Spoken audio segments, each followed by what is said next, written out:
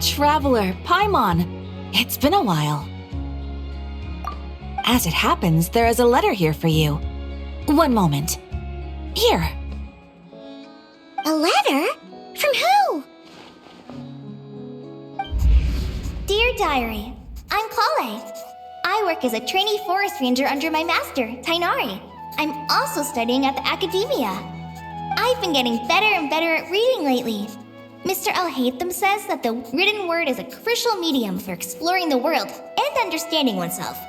That's why I decided to start this diary. That said, what should I write about? Things are pretty quiet in Sumeru these days. Life is good. Every day is a fulfilling and happy one. When I think back to the days when I suffered from Elazar, or way back to when I was injected with God remains, I'm in a much better place now. I hope it stays that way forever. I'll leave it there for now. Master said he'll take me shopping in Sumeru City today, which is great because I've been meaning to visit the toy seller at the Grand Bazaar for a while now. Kale, time to go. Yes, Master! Huh?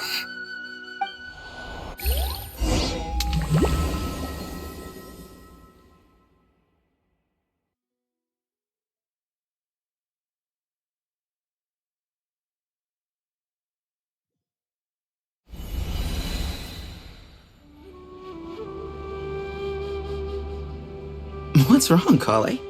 Is there something on my face? No, sorry. I didn't mean to stare. Did Master Tainari send you to pick me up?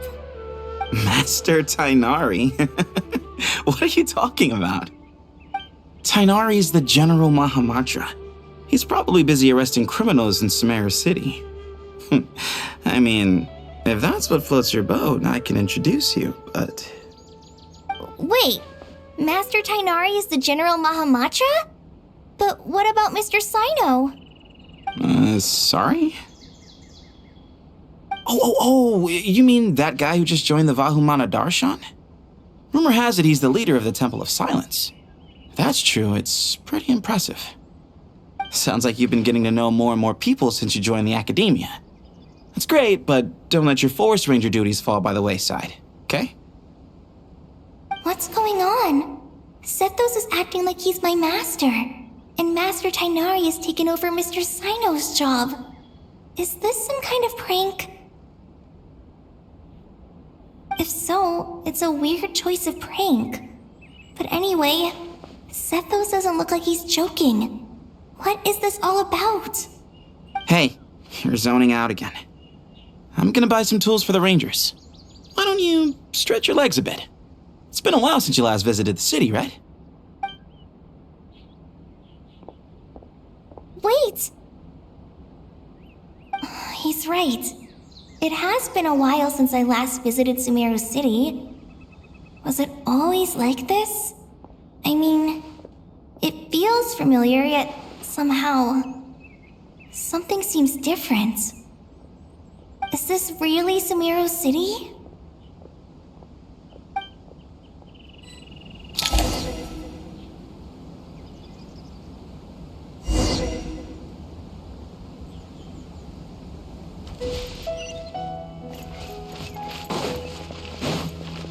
Hey, did you see who just walked by? Would you like some fruit? How will I ever It takes say courage to maintain a peaceful life, too. I heard that sage disappears without a trace.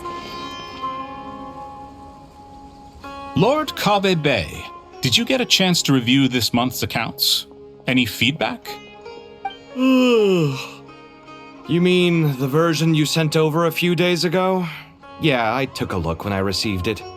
I was thinking that maybe our profit margin is a little excessive. I visited some of our commercial partners last month. Their earnings are very slim. Are you suggesting that we give up some of our profits for them? Well, since we have more than we need, yes. Making money for its own sake is pointless. Don't worry, I've already planned for it and the numbers look fine. We can adjust the rates starting from next month. Also, about that designer you hired, I've had to revise his proposal 3 times now, but he just doesn't seem to... Let's cut our losses. Pay him his fee and send him on his way. I'd like you to get Layla on this instead. She was Cyrus's student and she designed the Palace of Alcazarzare. Seems like a much safer choice. Who's sneaking around over there?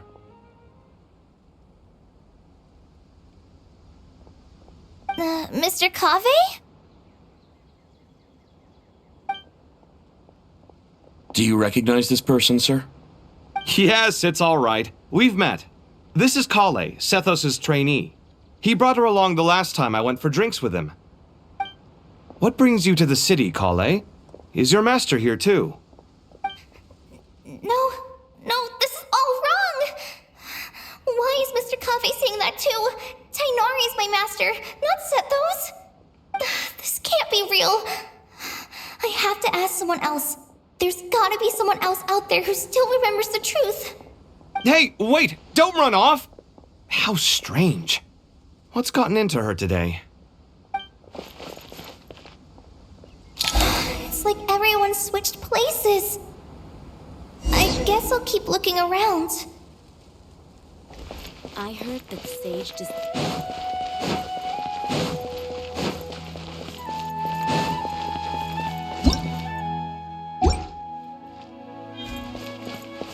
Would you like a cup of coffee?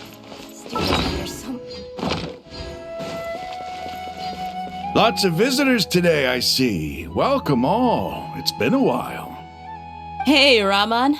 You know that guy who sells face powder on Treasure Street? I haven't seen him around in a while. Any idea what happened to him? Oh, you mean a Hongar? Yeah, he got into a brawl with Shavirme on Treasure Street. He's been banned from setting up shop there for now. Seriously?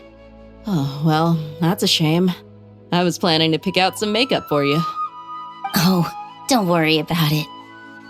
The legendary Flame Mane discussing makeup with the Zubair Theater star dancer. Now there's something you don't see every day. Flame Mane? You know, I'm not actually sure when people started calling me that. Maybe the other Eremites thought I needed a fiercer title to scare people off? To be completely honest, I think the title would fit you better than me, Dia. You think? Can't say I've never imagined myself as a merc. If I ever give up the dancing, maybe I'll head to the desert and give the Eremite life a try. You would? Is that so strange? Oh, not at all. In fact, I've actually had similar thoughts before. If I ever get tired of sleeping out in the wild, I think I might go look for a job at the Zubair Theater. I've adored the dance of Sub-Zeros ever since the first time I saw you perform it. If the chance ever came up, I'd love to try it out on stage for myself. Really?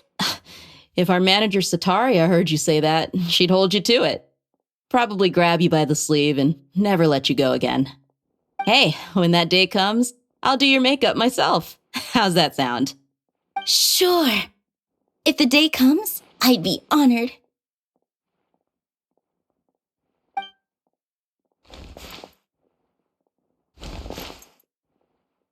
Everyone I know, everything I've ever known. Suddenly it's all a jumbled mess. The question is, who's right? Them or me? Oh, my head feels so heavy. I can't think straight.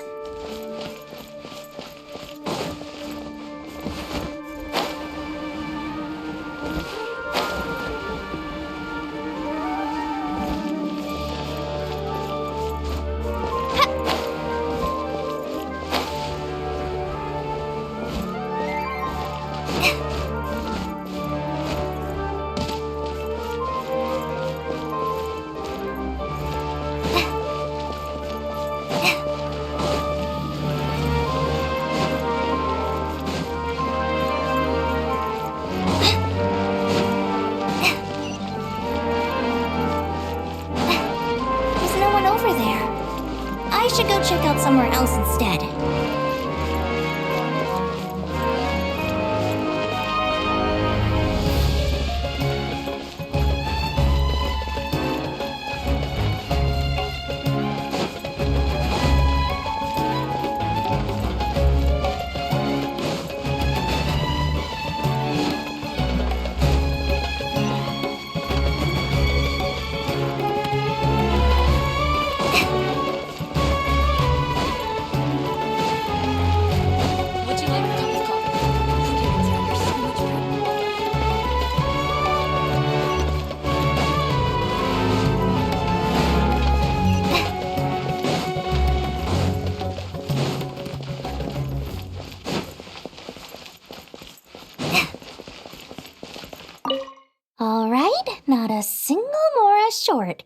that covers you for this month's rent.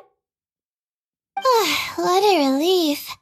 I was worried the design fees I received this month wouldn't be enough. Well, next time, don't fret. Just let me know and I'll give you a few days' grace.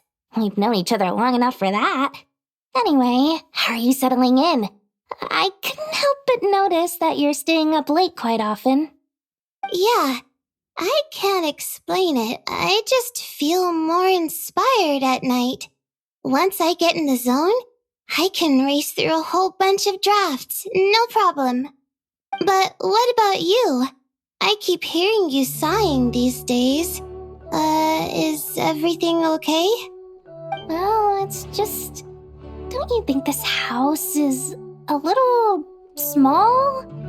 I guess I should be used to it after living here for so many years. But for some reason, I've been feeling claustrophobic recently. I want to move somewhere bigger. Once I've made enough Mora, I'm gonna buy a huge new house. As big as... at least as big as the Palace of Alcazarzaray. That sounds really expensive. True. I'll never be able to afford it on a scribe's salary alone. I need to find another way.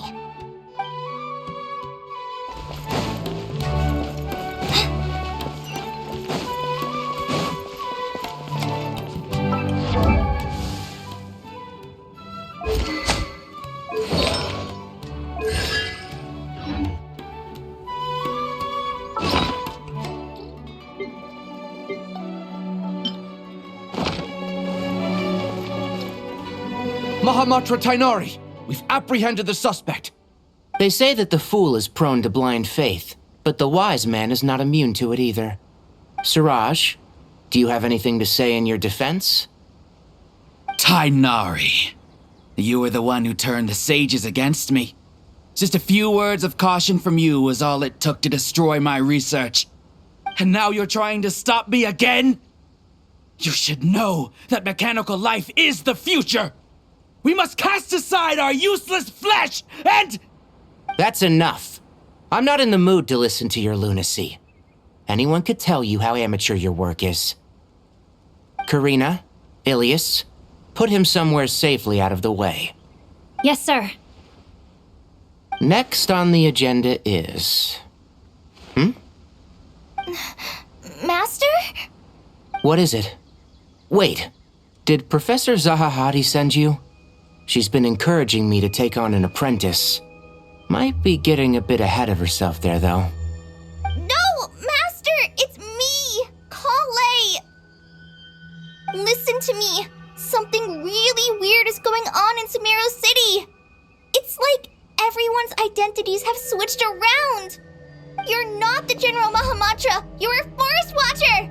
Just yesterday, we agreed to come to Sumeru City today to go shopping together and... All right, there's no rush. Let's back up a little. Your name is Kale, correct? Although this is our first meeting, you do seem strangely familiar somehow. Is there anything I can help you with? No.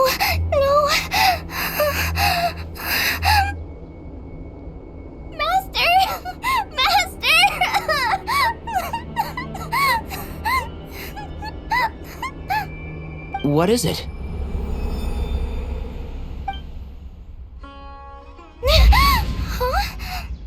Did you have another nightmare? I've told you before, when you're tired, lay down on your back in bed and get some proper sleep.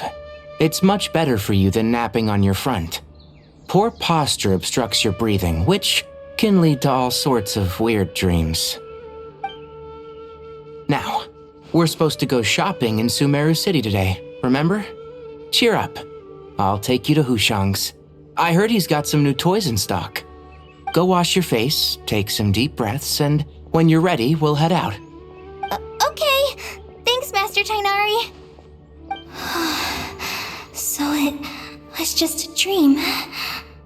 And yet, dreams can sometimes be a warning of things that will soon come to pass. Who said that? That dream felt unusually real, didn't it? Here's my suggestion. Since you're heading into Sumeru City anyway, you may as well tell Lesser Lord Kusanali about everything that happened. And just to be on the safe side, I think you should also inform your 2 traveler friends who once helped save Sumeru. I'd write them a letter if I were you. Time is short. A storm is coming from beyond the bounds of fate.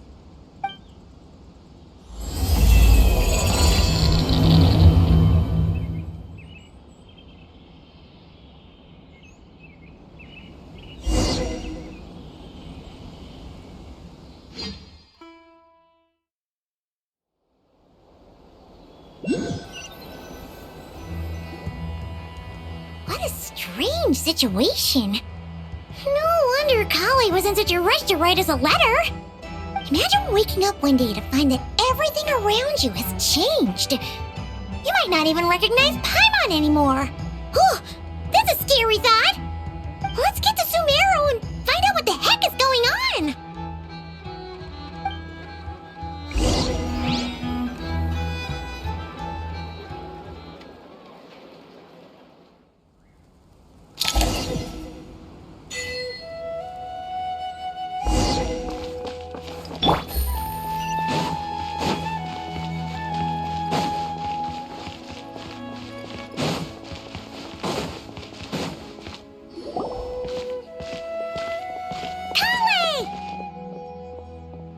Traveler! Paimon! Thank goodness!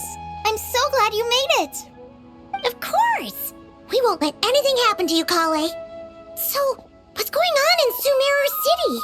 Looks like lots of people are moving or something. Yeah, I was just gonna say.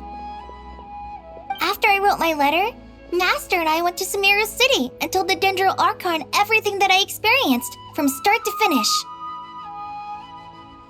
She was silent at first. It seemed like she was deep in thought.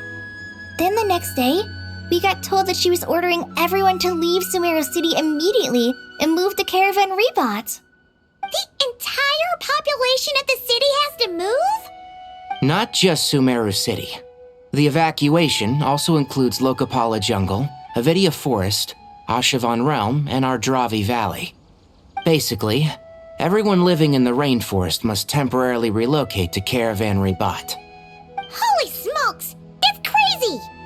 Yes, it's quite an operation. Even if people only bring the bare essentials, the scale is simply enormous. They've requisitioned almost all the Sumpter Beasts in Sumeru for the task, including the entirety of Dori's Sumpter Beast Park. The Dendro Archon said that what Kale experienced was not a dream, but a warning. After our meeting, she immediately summoned the 6 sages to analyze the situation and discuss countermeasures. They concluded that the events seen in the dream are very likely to become a reality, and that an unknown danger is rapidly approaching. Oh, please keep that to yourself. We don't want to cause widespread panic. The official reason they've given is a large-scale renovation of the rainforest ecosystem. People are skeptical, but there haven't been any major incidents. So far, at least. The Dendro Archon seemed really worried when we spoke to her. She said you can go visit her in the Sanctuary of Surasthana when you arrive. She also said she'd hold out until the very end. Tainari? Kale? You got a minute? I need a hand here. One moment, I'll be right there. As a forest watcher, I've been tasked with assisting with the relocation work. There's a lot to be done, and they need all the help they can get. This will be the final group of evacuees from Sumeru City. While they're away from home, they'll be heavily reliant on outside help. Thank you for coming in our time of need. As you can see, another crisis is upon us. Excuse me, sorry to trouble you, but could you help an old man find his medicine?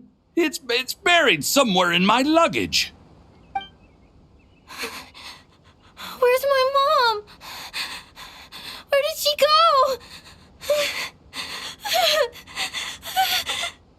go? Don't worry, it'll be okay. Those items are worth a small fortune. Make sure you store them somewhere safe. You understand? I bet you thought you'd get away with this in the chaos, huh? Guess again. No petty thief gets past me.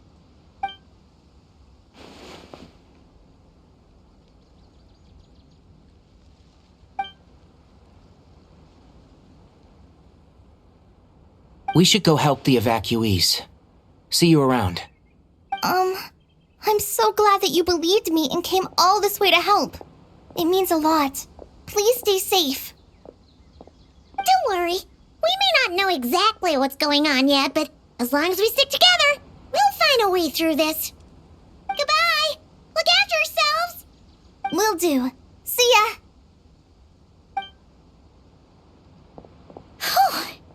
Paimon's not sure how she found the words to comfort Kale because, honestly, she's kind of nervous herself. Let's head to the Sanctuary of Surasana and see Nahida.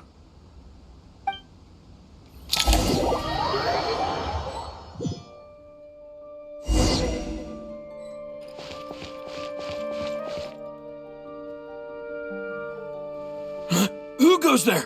No unauthorized access to this place. By order of Mahamatra Sino. Are you blind? It's the Traveler and Paimon. Surely you've seen them before. Huh? Oh, so it is. I'm sorry, I haven't been sleeping well lately. My nerves are a little frayed. The Dendro Archon is in a very vulnerable state at the moment. Mahamatra Sino is concerned that our enemies might choose this moment to strike, so he's ordered us to strengthen our defenses. Just seeing you two again already puts our minds at ease. Please, enter. I'm sure everyone's expecting you.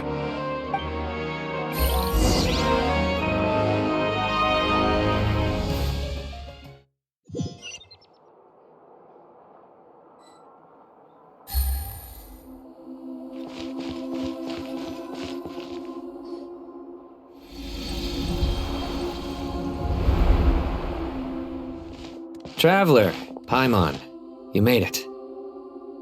Aha! Perfect timing. Reliable helpers like you are just what we need right now. Oh, it's good to see everyone again.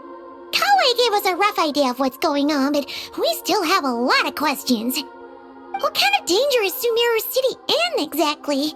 And how come everyone has to move to Caravan Rebat? At this stage, we can't be certain. We're investigating, but no definitive answers yet. I take it that Kale told you about her strange dream? Yeah. Apparently, everyone in Sumeru City was acting super weird. Even you guys. It was like you'd all switched places. That's right. Kale and Tainari reported the situation to the Dendro Archon. She believes that it wasn't merely a dream, and that whatever it was has something to do with Irminsul. It's a reasonable inference. Only through Irminsul can people's memory and cognition be so significantly modified in such a short time. We don't know why Kale would dream of these things, nor who was trying to warn her. The Dendro Archon decided to connect to Irminsul to investigate more thoroughly. Irminsul is connected directly to the ley lines. The tree serves as a central hub where the ley lines converge, and its core function is to record and store the world's knowledge and memories. But something has gone awry, severely compromising the performance of this core function. Information is bottlenecking inside Irminsul, hampering the ley lines' flow. If this continues, new information will languish unrecorded, with existing records thrown into disarray. In short, the souls of the dead will be stranded, while the living have their sense of reality warped. In the long run, Kale's dream could well become a reality. And that's just the beginning. There's no telling what other nightmares could end up coming true.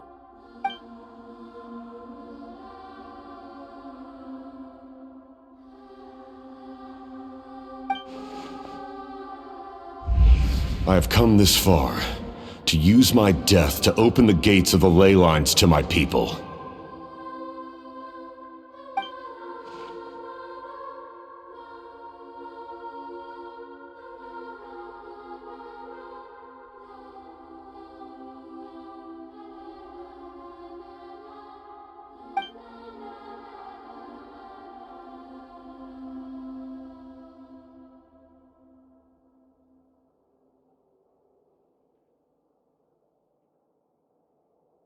Faced with a growing backlog of information, the Dendro Archon decided to connect herself directly to Irminsul and take over the recording and processing function herself. But it is an almost impossible task. Individual brains aren't equipped to deal with the sheer volume of knowledge and memories involved. All that information flooding in at once would instantly fry any human mind. And for a god, even for a god, the suffering must be unimaginable. The Dendro Archon's power originates from Irminsul. Any issue with the tree itself takes a toll on her to begin with. On top of that, she's subjecting herself to the grueling task of processing all that data. It must be torture for her. And despite all of this, she is somehow finding the strength to investigate the Irminsul situation from within and send us her findings. I finished analyzing the latest data. Looks like our working theory was wrong. There's no signs of Irminsul having been attacked from the outside. So it's internal then? Some sort of disease, perhaps? No. I've spent half my life studying the ley lines. If Irminsul malfunctioned this easily, the world would have met its end long ago.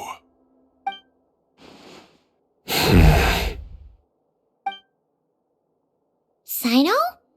What is it? Not long ago, I got a tip from the Corps of 30 that a large number of unidentified merchant caravans had recently been spotted entering Sumeru through Beta Harbor. At first, I suspected that they might have something to do with all this, so I sent some people to investigate. But if Irminsul wasn't attacked from the outside... Don't you think there are more important things to worry about right now than guessing who's behind all this? It's been over 12 hours with no new intel. If even the Keeper of Irminsul is this badly affected, you can imagine how bad things are in there.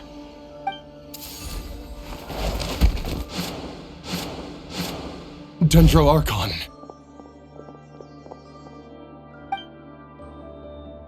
Nahida! What's wrong?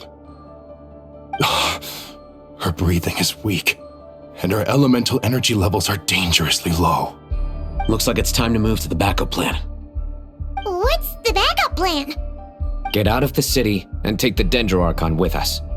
The entrance to Irminsul is directly beneath the sanctuary of Surasthana. That means this is ground zero if anything goes wrong. The Dendro Archon has a very strong connection to Irminsul. But theoretically, this connection should grow weaker with distance. Under normal circumstances, she could unleash her full power here. But with Irminsul out of control, our first priority is to get her away from here. The situation is critical. There's no time to deliberate. Everyone in agreement? I'll deal with it. I'll also let the Matra and the Corps of 30 know to start evacuating.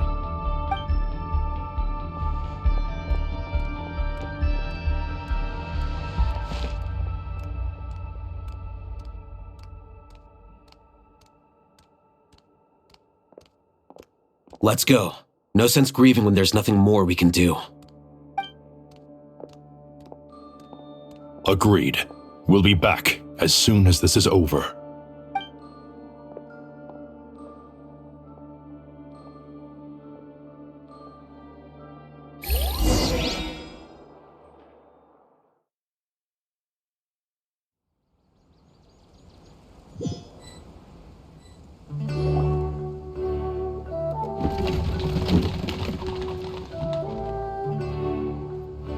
The last group of civilians has been safely evacuated.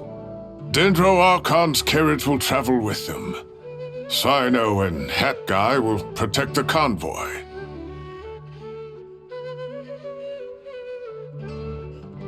With the Dendro Archon in a coma, we've lost our means of investigating the situation. And with Irminsul still deteriorating, we have no choice but to evacuate Sumeru City. Feels as though we're being pushed along by an invisible hand. Stop moaning, Cyrus. We're the teachers here. We should be showing a little more confidence, don't you think? A wise judgment. Let's move out to Caravan Rebot.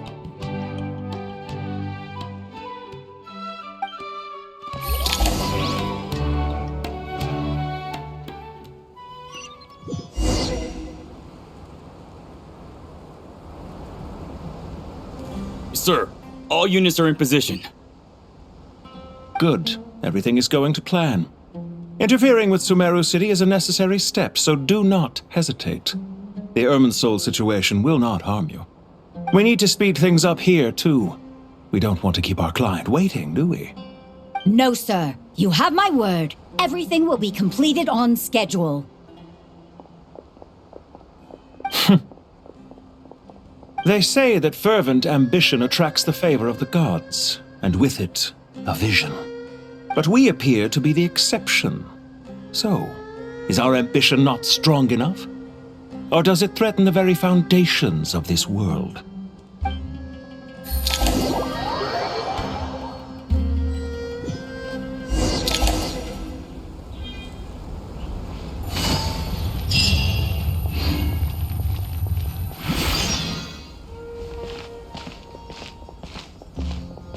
How is the Dendro Archon? Her breathing is steady. I prepared some therapeutic incense for her, but it hasn't had much effect. Her vitals are still very weak. Based on the information you've provided, I have a working hypothesis. Her condition is partly due to Irminsul's influence, and partly due to a physiological imbalance caused by the rapid depletion of her power. Elemental energy usually flows through the body at a relatively constant rate. The body grows accustomed to this rhythm, so when it's thrown out of balance, physical symptoms will appear. Is this similar to the ley lines? Overloading and withering both directly affect their vitality, potentially causing irreversible damage. Correct. From a biological perspective, if you overexert yourself, you pay the price with your life. The Dendro Archon is not only drained of power, but her life force is at a critically low level. Is there any way to restore her health? I know the ley lines have strong self-healing abilities. As long as any blockages or pollutions are dealt with, they can quickly regain their vitality. But what about people? Well, gods. What's their capacity for self-healing? Before we think about that, there's a bigger predicament to resolve. Restoring the Dendro Archon's power requires us to heal Irminsul first. But that will be extremely difficult without the Dendro Archon's power. Paimon's already getting lost here.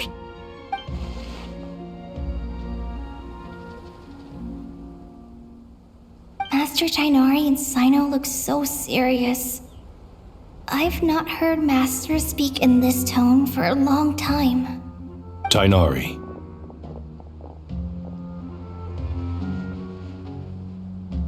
Master Nephis, sages. Tighnari, haven't seen you in ages. Have you gotten taller? Or did your ears get longer? Hopefully the former, Uncle Baladori. Cyno, where's Professor Cyrus? I thought he'd be with you. He went out into the wild to investigate the situation. He said that the Irminsul anomaly will likely start to affect the real world soon. He shouldn't be trotting around alone at his age. Which way did he go? I'll look for him later. Would someone mind introducing us? Ah yes, of course. Allow me to do the honors. I'm sure we're all familiar with the Traveler and Paimon. They're the heroes who helped foil Azar's conspiracy and save Sumeru. These gentlemen and I are the 6 current sages of the Academia. Balduri and I are part of the Old Guard, while the other 4 took office after Azar and his clique fell from power. We have Sage Alkindi of the Spontamad Darshan, Sage Farnas of Kasharawar, Ratawist Sage Shakir, and finally Harabatot Sage Rusht. Nice to meet you all.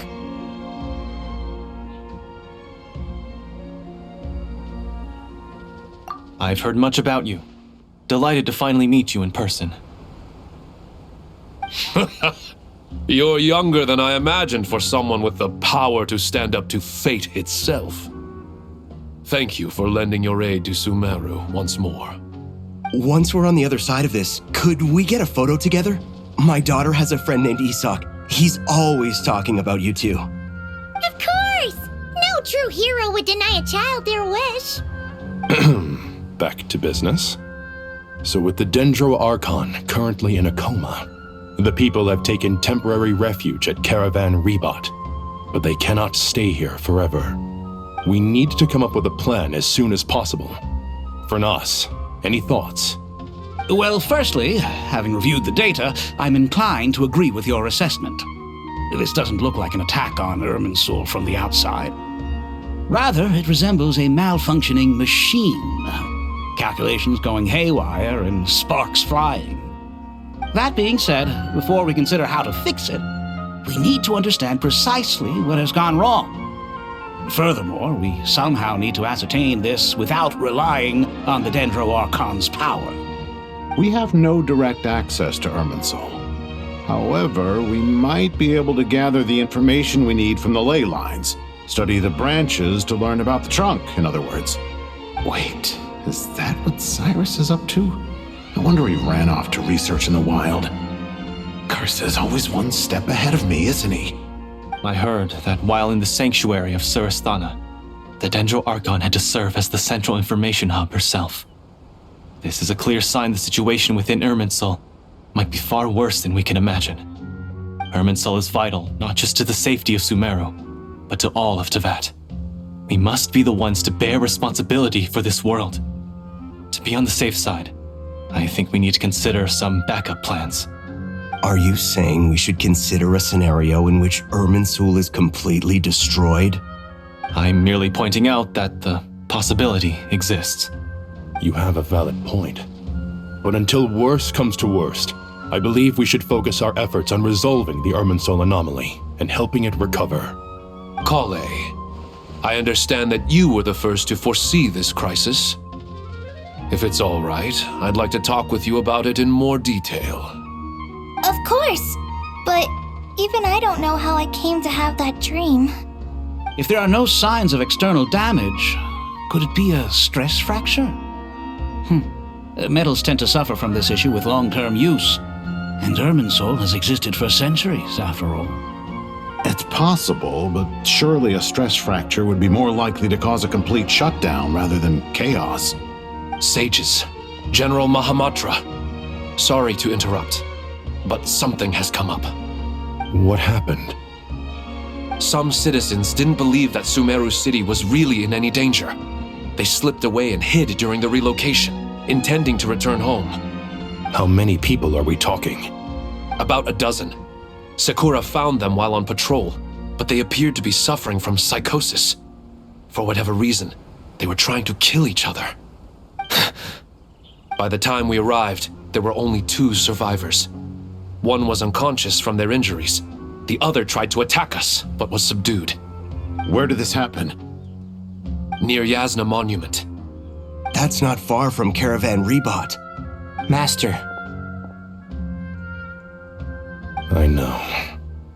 The Irminsul anomaly is beginning to have effects in the world. I didn't expect it to spread to Yasna Monument so soon. It almost feels like we're being chased relentlessly, with no time to catch our breath. Sir Cyrus said the same thing. He sent me back to report in, while he continues investigating. I'll go join him.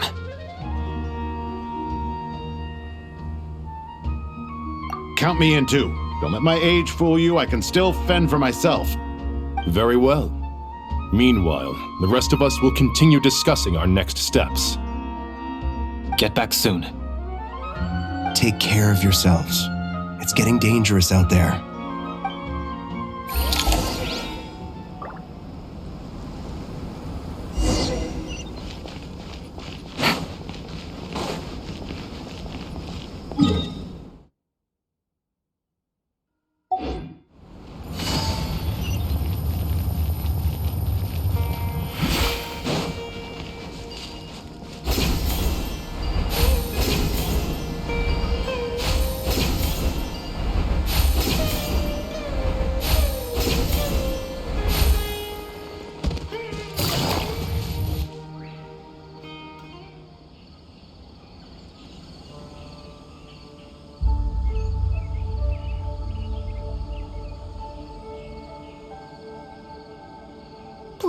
don't go any further. As you get closer to Sumeru City, there's no knowing what dangers you might encounter. So this is our mentally disturbed man? I'm going to gut you all!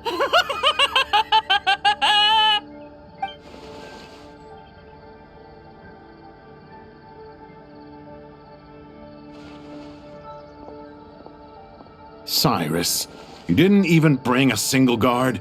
Do you think you're some sort of warrior? It's fine. Come here and look at this. Oh! It's...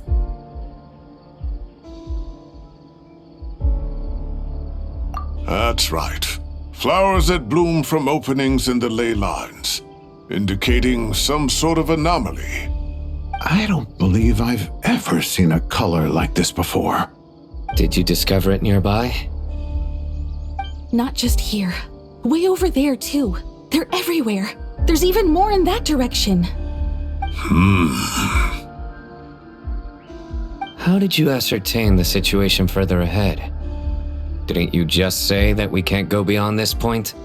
Yes. This area is relatively safe so far, but if you continue forward, delusions will start afflicting your mind. However, some vision-bearing mercenaries were able to maintain their sanity a little better. They're the ones who brought back news from further afield. Sino, do you remember the class I taught on dissecting ley line blossoms? I do, Professor. I received full marks in that course. Good. After all these years, it's time to put that knowledge into practice. There must be anomalous information hidden within these blossoms. Alkindi, I'll need your help as well. Been a while since we worked on a project together, hasn't it? Sure has. Well, what are we waiting for? Let's get to work. Anything we can do to help?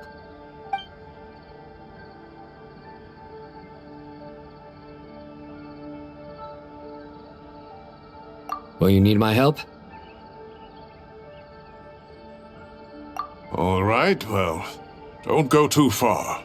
There's too many unknowns at this stage. Let's regroup at Caravan Rebot later. Don't worry if you don't show up. I'll come and find you.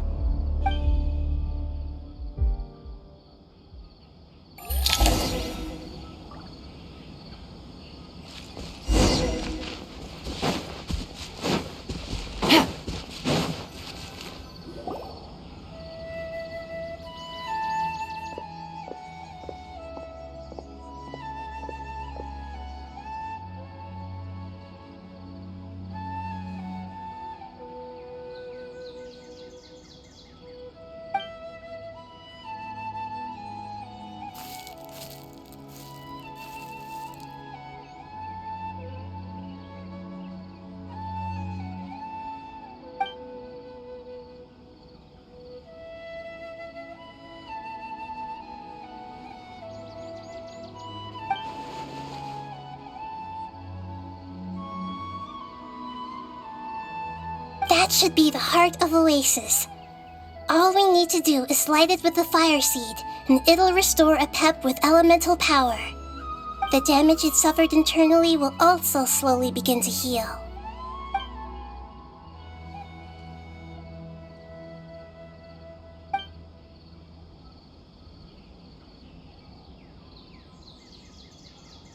What is it? You thought of something? Really? Then let's get back and tell the others!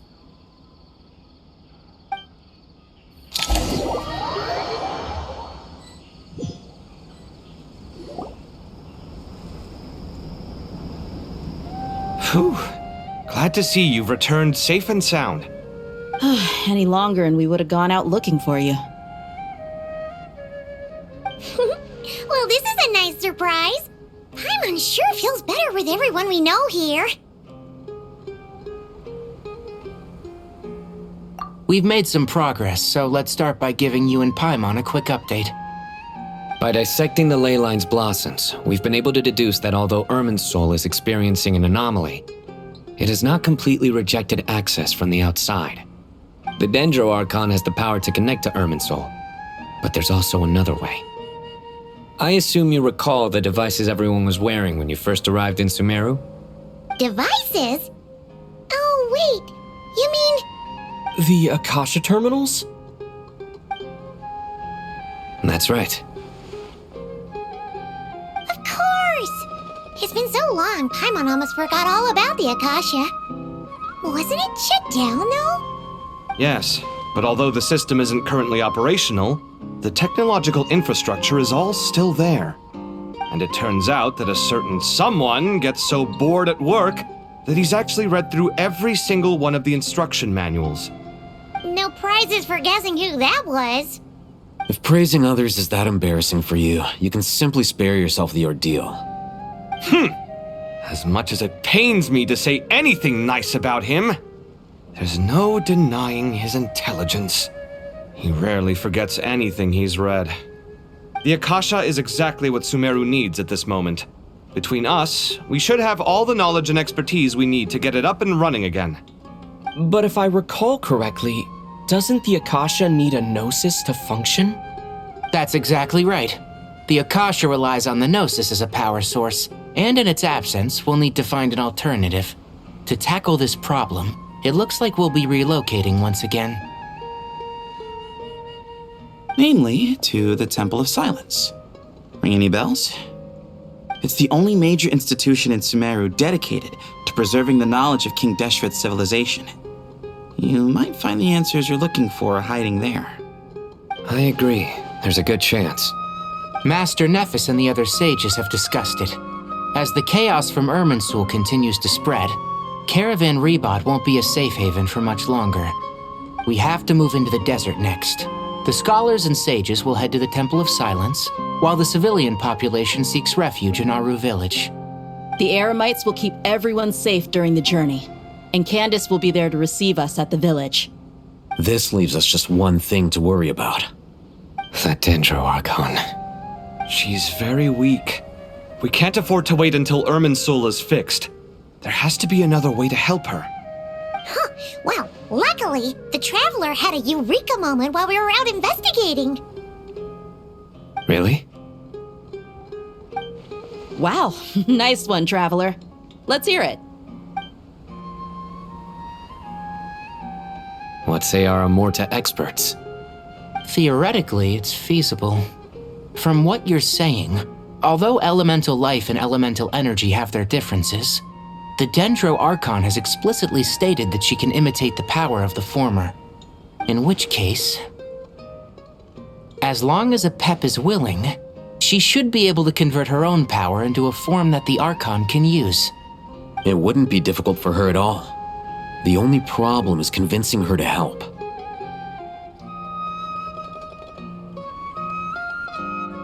Yeah! Even though she wasn't exactly friendly the last time we met, she didn't refuse to talk with us. When she realizes the danger that Nahida is in, surely she won't turn a blind eye to it.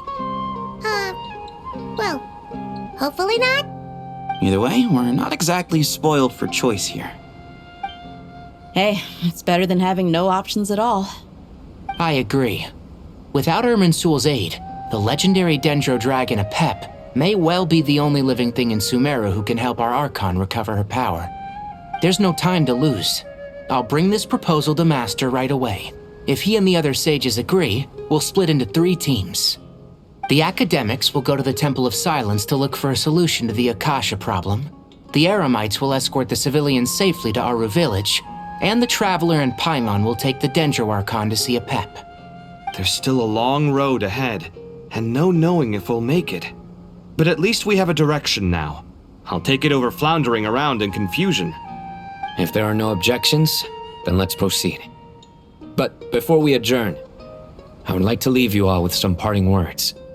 No matter the distance between us, there will always be an invisible force tying us together.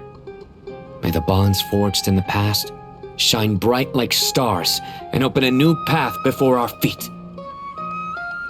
Huh. Is that from King of Invocations? No. This one's from King of Invocations, the sequel. What's the difference?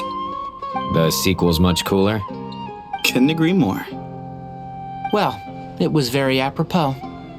Once this is all over, I'll give everyone a copy of King of Invocations and the sequel to show my gratitude. Come on, let's get moving.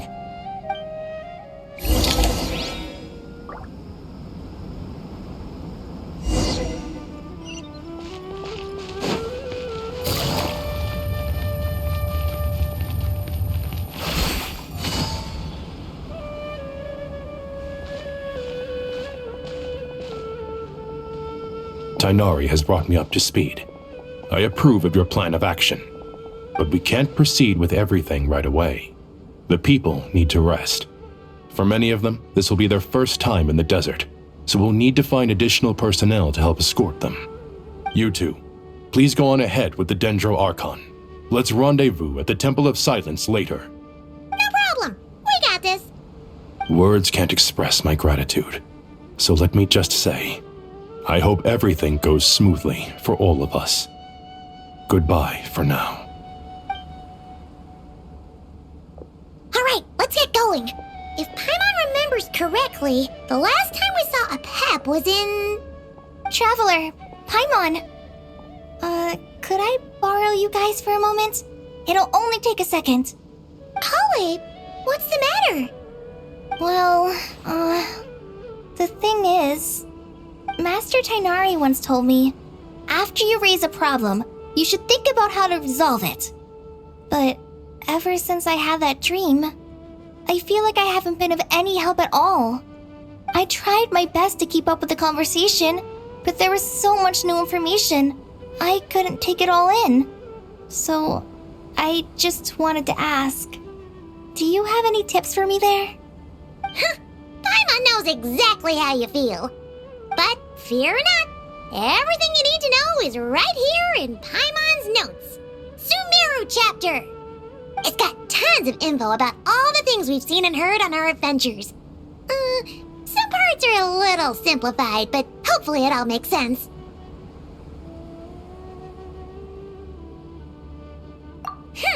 You see? Being the greatest guide in Tibet isn't just a fancy title. It takes a lot of hard work. Paimon doesn't always understand the things you're talking about with other people. Whenever that happens, she notes down the confusing parts and goes over them in her own time. This is perfect. Could I borrow it? Sure. Matter of fact, you can keep it if you want. Paimon has another copy. The spare copy was originally meant for the traveler. Paimon used to worry that one day he might not need a guide anymore, so she wanted to have a gift for him, in case we ever parted ways. But it doesn't seem so necessary nowadays. We have so many more places to see together. One copy will be enough for both of us. Thank you so much. But still, these are your treasured memories.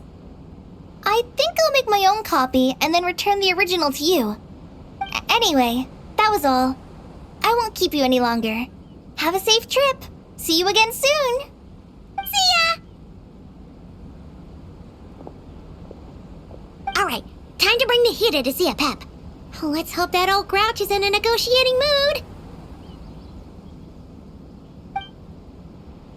Hey, here's a thought. If we brought Nervalet along, do you think he could help us persuade a Pep to help? Actually, never mind. In a Pep size, Nervalet's probably one of those dragons who's grown too close to humankind. We might end up fighting for all we know.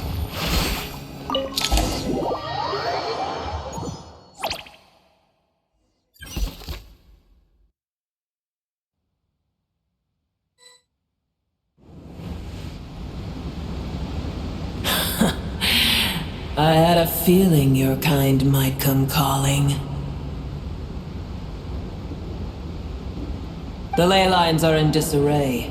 Something has gone wrong with Irminsul, yes.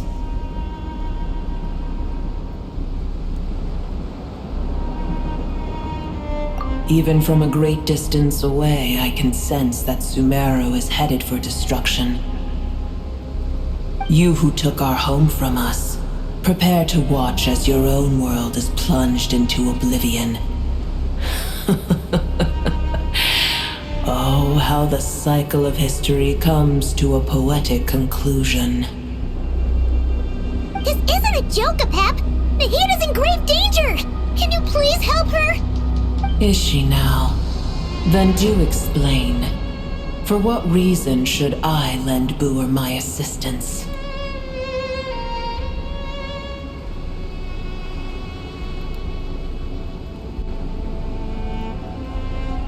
Be not mistaken.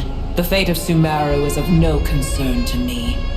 I am neither the god of this land nor its guardian. I may have given my tacit agreement as your kind built homes here and multiplied for generation upon generation. But that does not mean that I bear any responsibility for Sumeru. Tiny Boer, puny humans. In my eyes, all of you are but intruders who followed in the wake of the heavenly principles. I am not obliged to be your savior.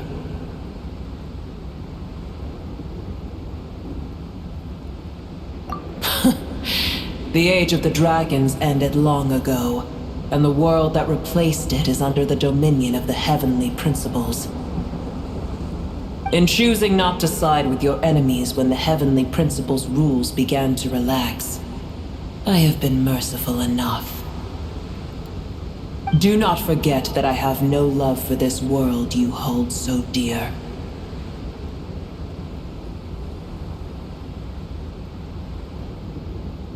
Be not mistaken.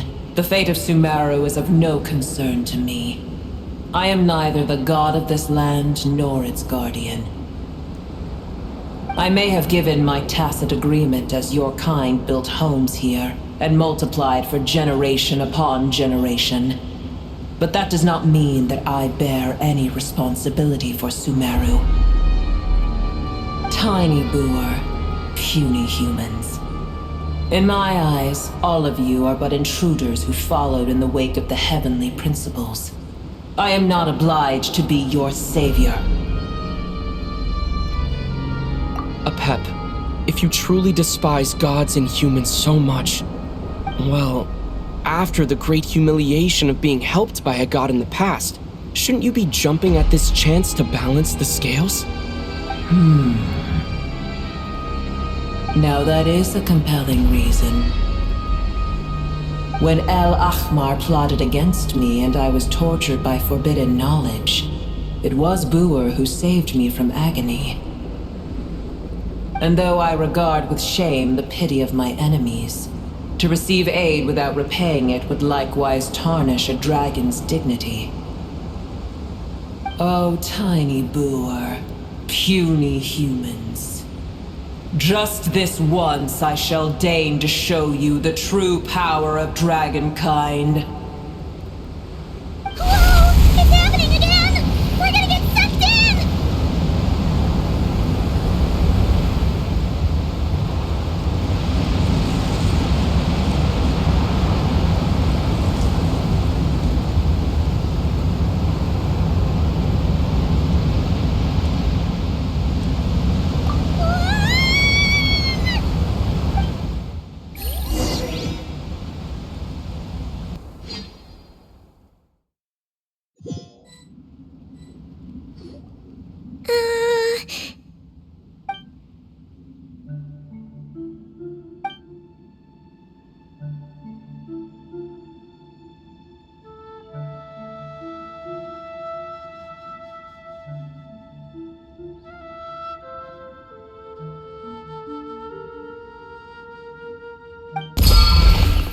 It is done.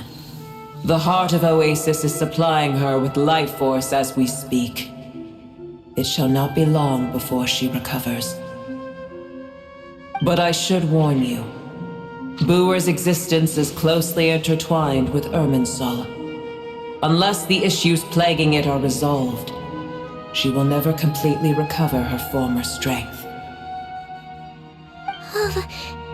Thank you. Spare me your words of gratitude.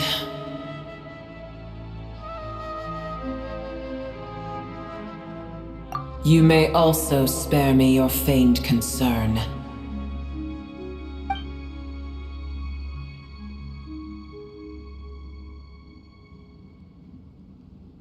A dragon's sovereign's power is far greater than you can imagine.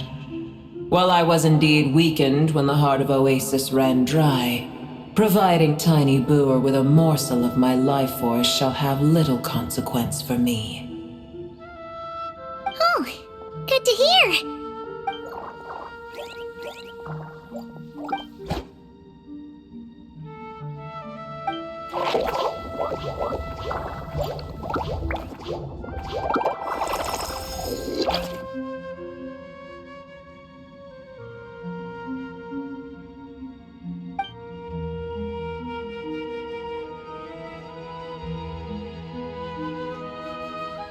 Ever held in high favor, I see. Oh, well, you know. The compliment was sincere. Simply accept it.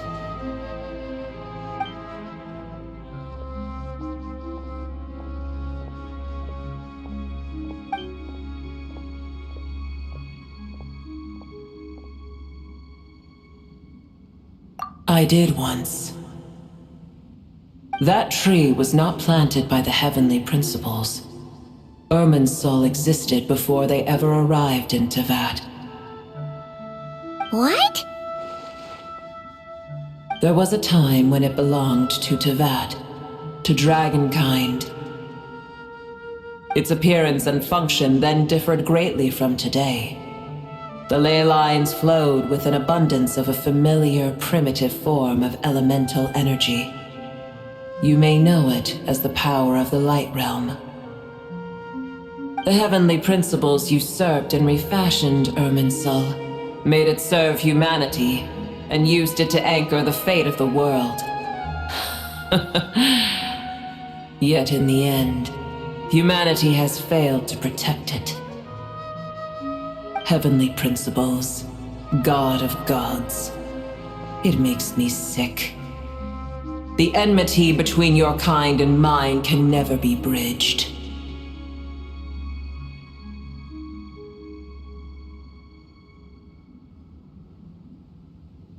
As things stand today, holding a grudge against you would serve no purpose.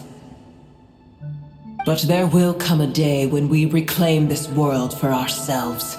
The opportunity will arise no matter how long we must wait.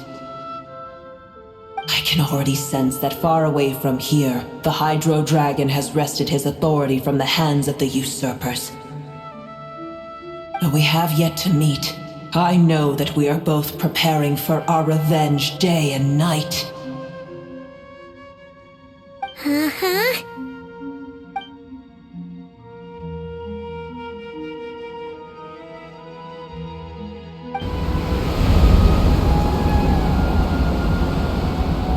I hear a great disturbance out there. Huh? What is it? Sandstorms come. The Jinn. I see. Another calamity approaches. You both seem restless. Let us part ways here. Boer is safe with me. Once she has recovered, I shall return her to your side. Oh, thanks again. Take care, alright? I told you already I have no need of your feigned concern.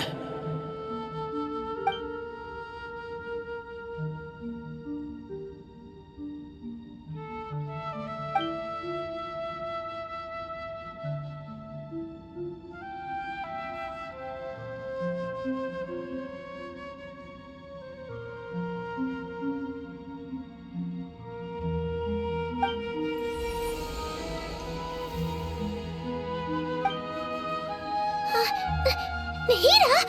You're awake! Are you okay? Cease your interrogation. Yes, she awoke for a brief moment, but she has now lost consciousness again. Take it. We shall talk more at another time.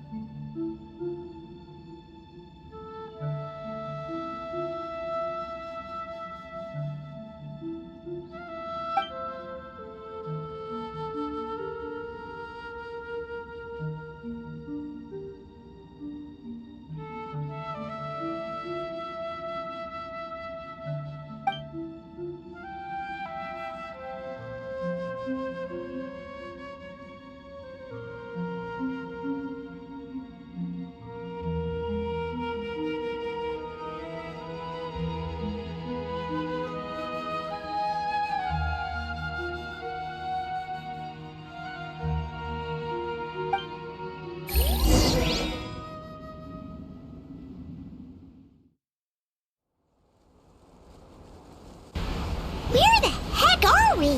Did you just dump us in the middle of nowhere? Wait. No. Paimon remembers now. The Temple of Silence is over that way. Come on, let's go find the others.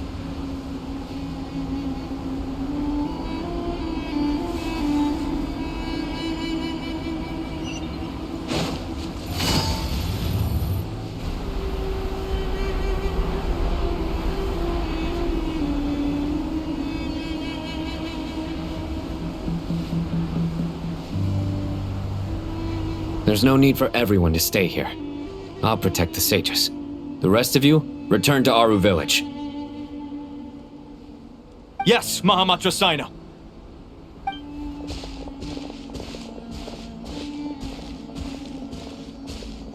Sino! What's going on? You're back. How's the Dendro Archon?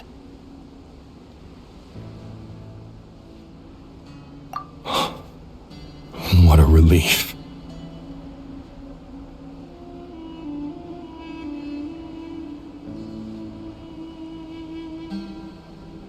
It's the Jinn.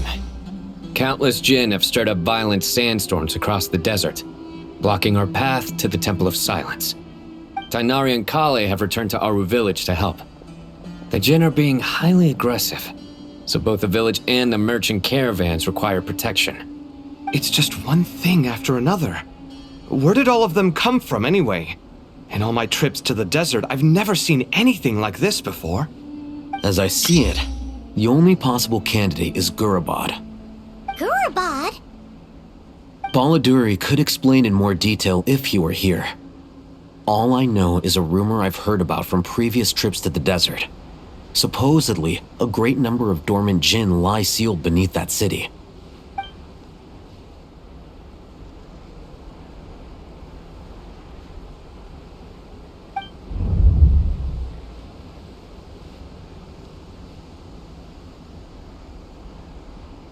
Gurabad is, for me, a fated land. I must therefore return back to this city, where my destiny awaits me still.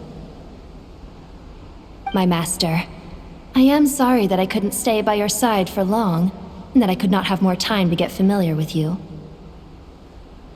Lilipar.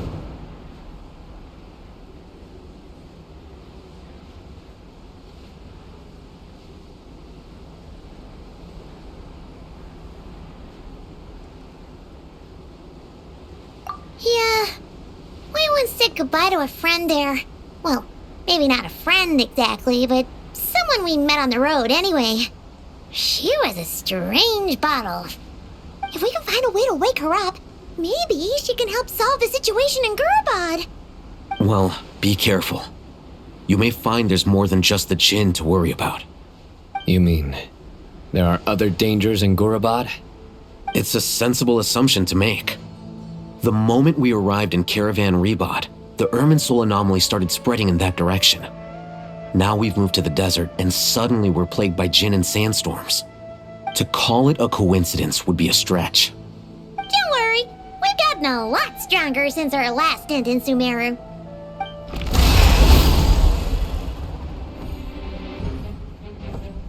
Ah! When did they show up? It appears the monsters native to the desert have been stirred by the Jinn's activity.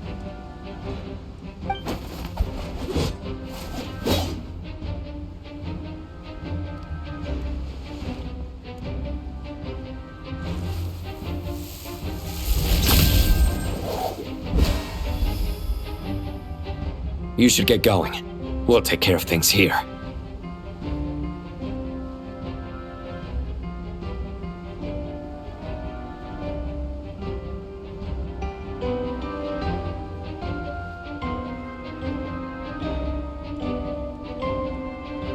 You too. Don't do anything too risky. You got it?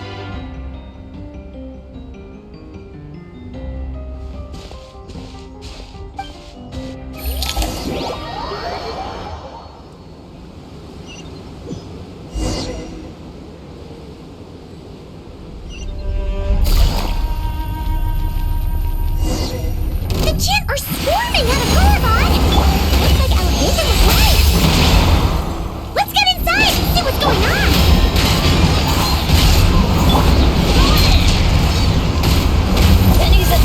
team. I have failed you.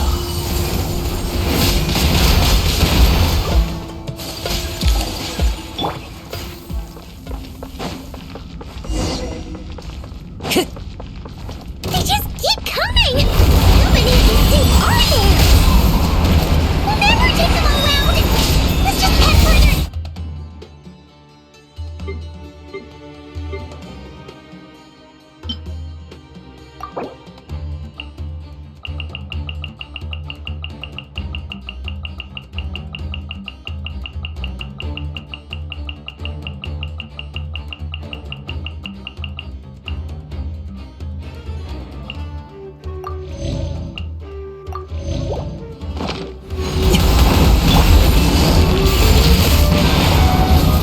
Busted. Whirling snow.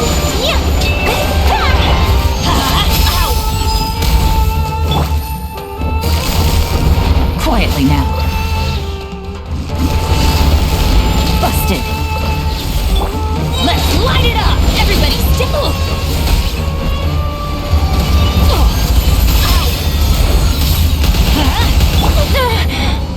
Things are about to get dicey.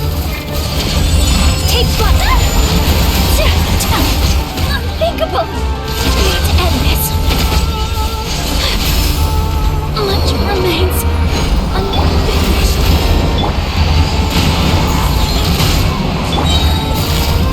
Gotcha. Take it easy. That couldn't break the curse. My knight!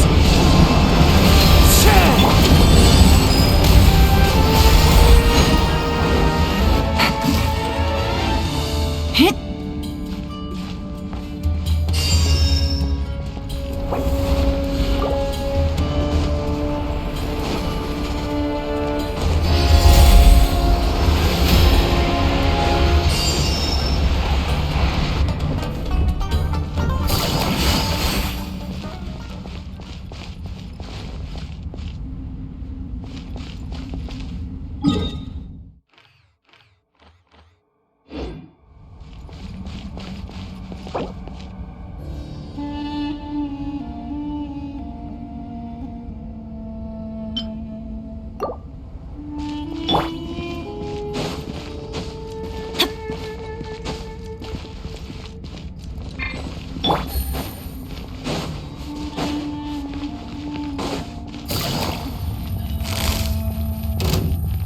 Target spotted! All units at the ready. The Fatui? They must be using this place as a stronghold! Are they the ones behind all this? Fighting Jin with one hand and Fatui with the other? This is pure chaos!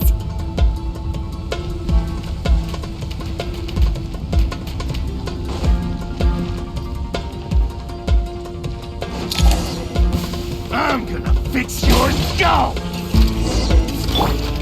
One with nature. Busted.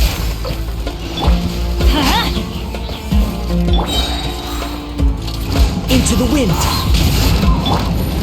Quietly now.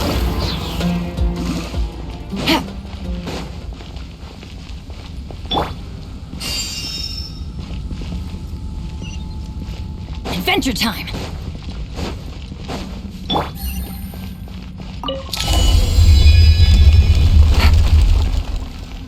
See that strange machine? Paimon has a sneaking suspicion that that's the thing wrecking Gurabad and setting all those dangerous Jin free! The target has reached the core zone. Requesting backup. Repeat, requesting backup. Backup en route. Stop him at all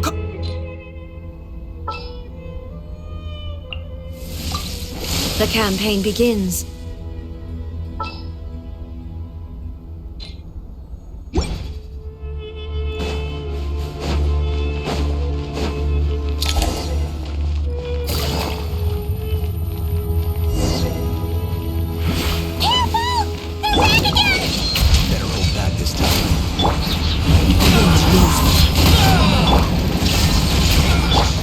Game's up. Fun's over.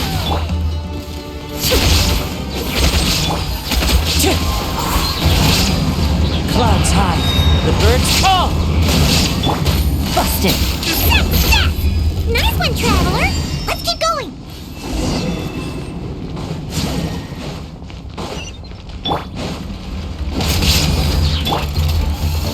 Into the wind! Quietly now. Teamwork is dreamwork! Illusion shattered! Now you shall perish!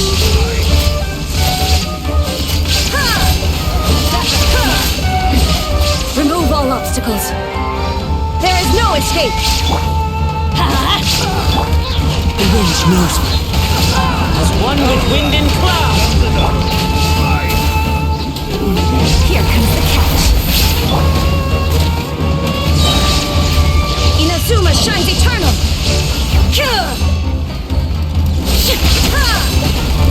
Detached from the world.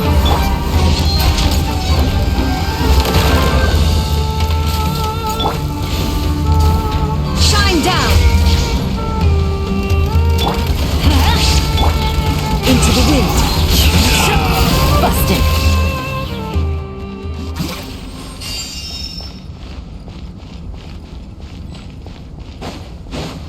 Let's light it up!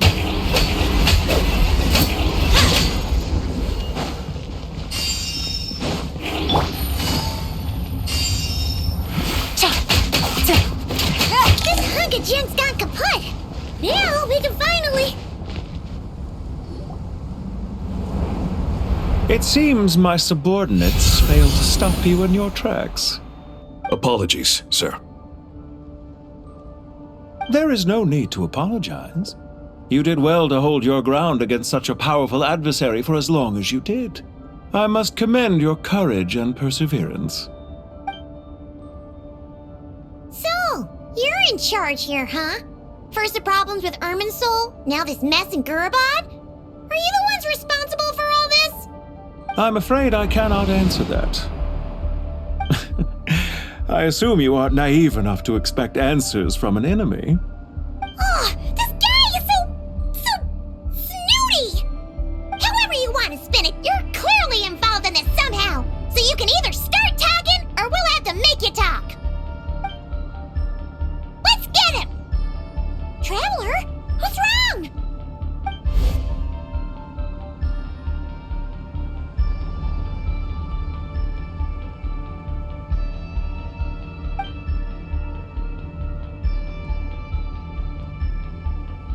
You're remarkably calm. Some would act more rashly upon finding the ringleader all alone. But you keep your cool. Even as your enemy, I must applaud you. Did you show yourself just to say that? Is this you trying to take back control of the conversation?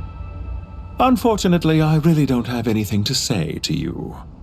I am here merely to indulge my own curiosity. Your names are well known among the Fatui. Naturally, I wanted to observe you up close while I had the chance. Hey! Don't treat us like we're some kind of exotic animals in a zoo! Oh, I wouldn't dream of it. You seem rather predisposed to misunderstand me. I'm quite aware that you are both heroes of great renown. You have resolved crises in many nations and won countless allies along the way. I've been following your adventures with great admiration. My only regret is that the trajectory of your journey conflicts with our goals. What do you mean, admiration? Sorry, but that sounds pretty weird coming from you. I don't see why. We may happen to occupy opposing sides, but there is no cause for deep-seated enmity between us. To respect one's enemy is to respect oneself. Well, now that you're observing us up close, what do you see? I've observed as keenly as I can. Yet, while I endeavor to understand, your true strength remains a mystery to me. Violence is not my area of expertise either, so, you see, I would much rather converse with you like this than determine a victor with the edge of a blade. Besides, I've heard that even 3 moons in the sky fail to eclipse your brilliance. I know better than to bite off more than I can chew. 3 moons? So you have a connection with the Harbinger, the Doctor. Well deduced. Our commander, Dottore, died in Nod-Krai. But there are things that do not end with his departure. We must... Look at me. I almost divulged more than I should have. What are you after? Revenge for Dottore? Or are you plotting something else? I've said quite enough, I believe. There's no point in continuing this conversation, except to say, I've noticed that you seem to know your way around here quite well. A repeated visitor to Gurabad, are we? Ugh. I'll take that as a yes. Then I'm sure you'll have heard the story of this place. The mother of the Jinn, Lilupar, and the tragic tale of her vengeance that spanned 3 generations. It was right here that Lilupar once helped the wise to ascend to the throne. But from that moment on, every king who sat upon it was corrupted by power. These degenerate rulers lost control over their nation, and with it, the right to occupy that exalted seat. What are you trying to say? I once admired you for your adventures. That is the earnest truth. But it appears to me that your journey serves ultimately to uphold the rules of this world. Are these rules truly just? Does the heavenly principles rule with wisdom or folly? And how can we be sure that the 7 who wield authority over the world will not be corrupted? Do you seriously think you're gonna convince us of anything? Convince you? I'm sure my commander already tried that. Why would I waste my breath doing the same?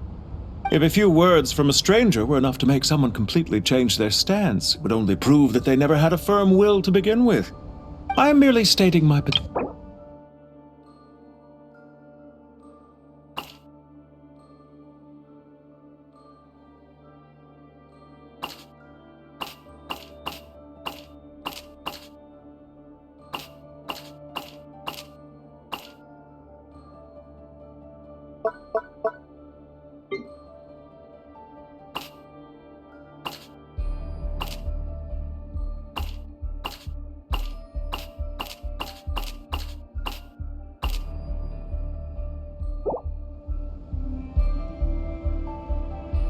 As for what game I'm playing here, I'm simply buying some time. But now I must bid you farewell. It was a wise decision not to attack me immediately. Since you did not fall for my ambush, I will now have to ask those in hiding to reveal themselves. Leave this to us, sir. Very well. I trust you to do what is necessary. Stall him while I execute the next step of the plan. Sumeru City, Irminsul. Hey! Stop right there! Don't you dare leave without explaining yourself! All units, stop them! Protect the commander! Did you hear that? This time. He mentioned Sumeru City and Irminsul! He definitely knows something! We can't let him get away! Get rid of these pesky soldiers, quick! Rear guard to the front! Don't let them through!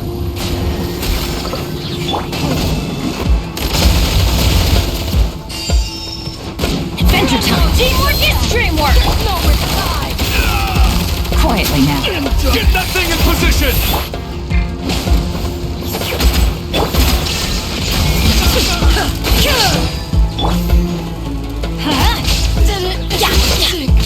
Hold on! Just a little longer! Stand back! One with nature. Gotcha! Busted! Torn to oblivion.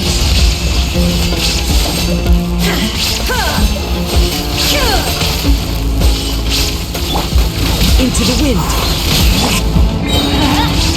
I'm going in! As one with wind and cloud. Gotcha! Game's up! Fun's over. There is no escape. We finally beat them! That mysterious guy can't have gotten far! Let's catch up with him!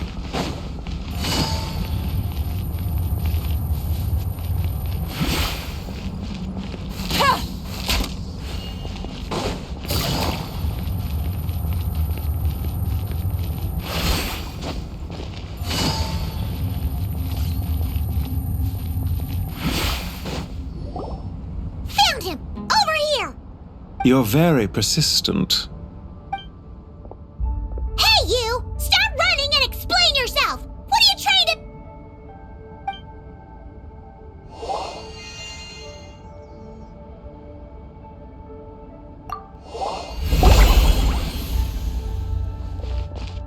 What's this?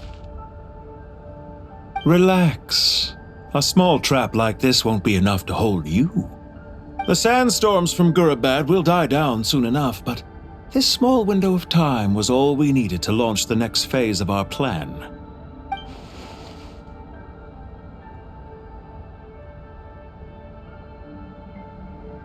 Don't be discouraged. I knew that someone would come here eventually, so I planned ahead. Where to chat with you, which door to exit from, even which mechanism to wait by for you. I thought through every detail. You, meanwhile, know nothing of who I am. So far, you've only heard my voice, and for all you know, it may not even be real. But not to worry. This is only our first meeting. It shan't be our last. Just answer me one last question. Why do you continue to follow Dottore?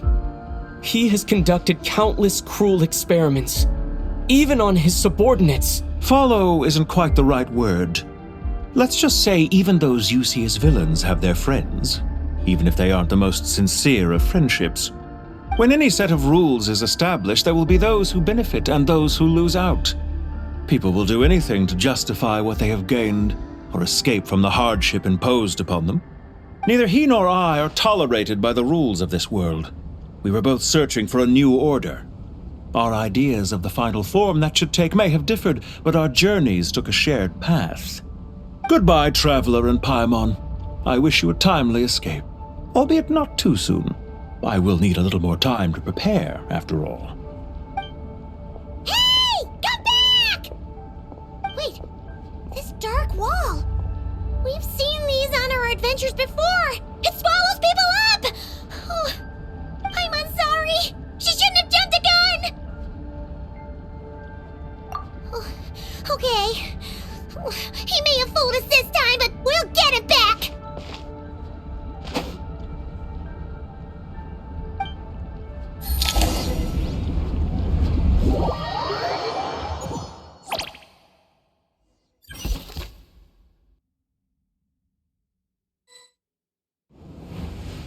Sino and his team are guarding the north. We'll take this side. There's so many Jin. We can't let them get into Aru Village. Don't fret. I am well prepared for this situation. Huh. So you have a solution? Perhaps you're unaware that I have a trusty genie partner of my own, Plumpy. If I send her to negotiate with the others, this whole thing will be resolved before you can say Mora. Off you go, Plumpy!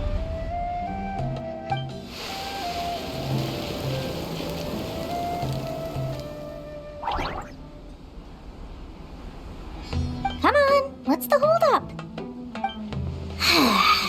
5,000 Mora. 20,000 Mora.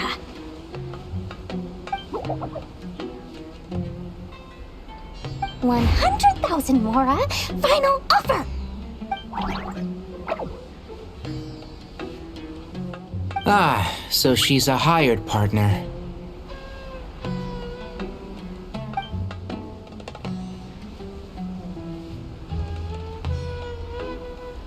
Hired partners are reliable too. Plumpy here is a highly skilled negotiator. You'll see. Just a few words from her and...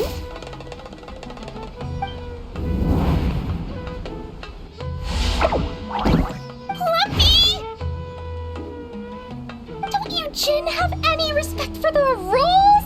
This was supposed to be a negotiation! How dare you treat my messenger like this? You wanna play rough? Two can play at that game!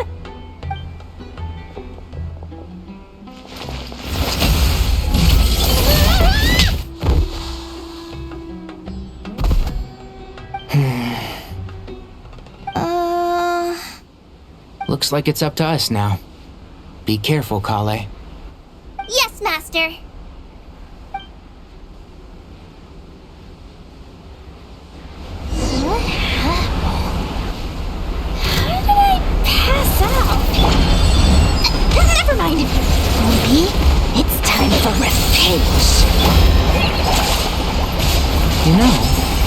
This reminds me of when you first arrived in a video forest.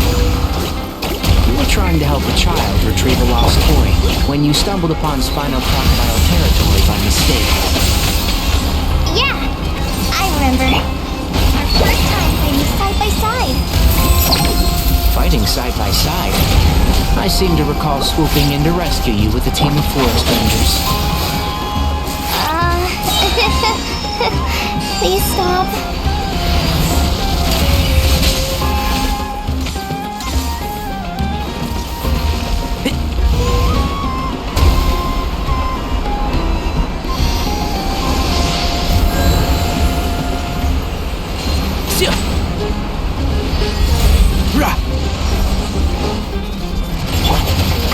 I can keep going.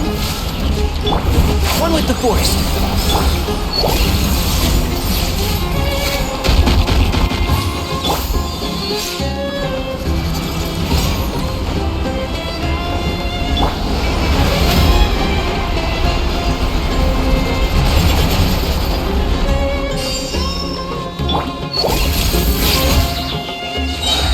Here's the gun.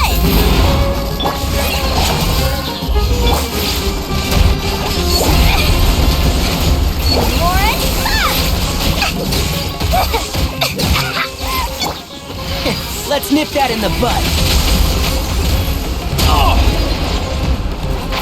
Can't see?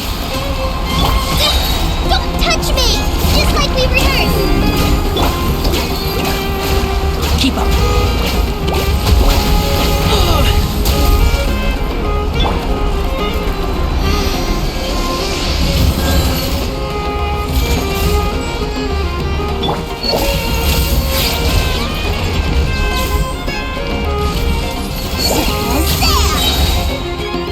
Let's sweeten the deal! Go!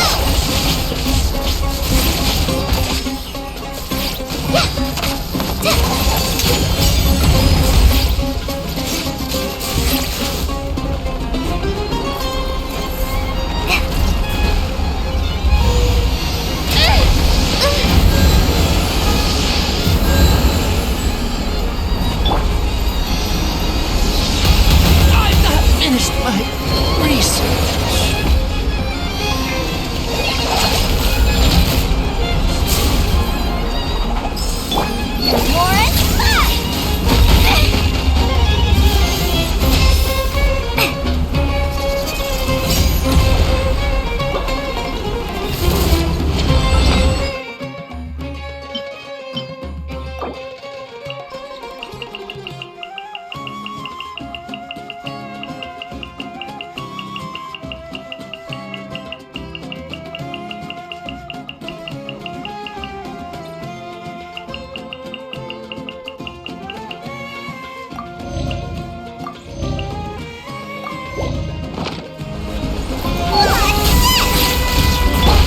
One with the forest.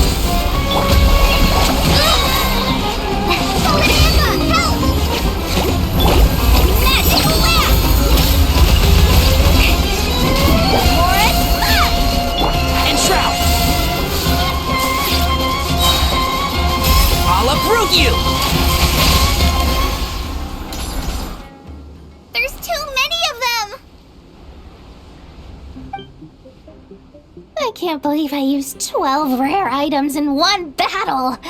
Ugh. I shudder to think how this is going to affect this month's accounts. The sight of that glaring deficit might be more than my poor heart can take. Tainari, how's the situation on your end? We held the line, though it was a close call. But it looks like they're preparing for another attack. Has something happened? They've breached our defenses in the south. The Jinn are pouring in. We're moving the villages to the north as we speak. We're hemmed in. This is getting precarious. Our margin for error just got a lot smaller. That's why we wanted to confirm your status. We need to consider our next move carefully. Bad news! Another line of defense has been breached. Kale, go with them and assess the situation. Dory and I will hold the line here. But Master! Even with 3 of us, we barely managed to! This is not a discussion, Kale. Don't worry about us. She clearly still has plenty of tricks left up her sleeve. Wait, you can't pin all your hopes on me? Oh, great. I've almost run out of the things I brought with me, and the rest is back at the caravan. I should be able to hold out for a little longer, but still... Master! Need any help? Huh? What is it, Kale? If things continue like this, it won't be long before Aru village is overrun by Jinn, and the sandstorms are sure to follow in their wake. I do have a plan, but I can't guarantee it will work. I don't care, whoever you are. Please just help us. The only one who can help is you. I am merely here to guide you along the correct path. I am a spirit created at the beginning. I am a flickering illusion. I am the shimmering light that flows from the eyes of the Creator. What do you mean? It doesn't matter. You don't need to understand it. Just repeat after me, one line at a time. Watch out! Jinn incoming! I am a spirit created at the beginning. Here goes nothing! I am a spirit created at the beginning.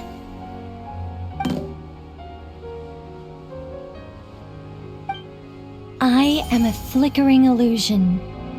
I am a flickering illusion. What's wrong, Plumpy? I've never seen you so agitated before. But how do you... Do you know what Kale is reciting? I am the shimmering light that flows from the eyes of the Creator.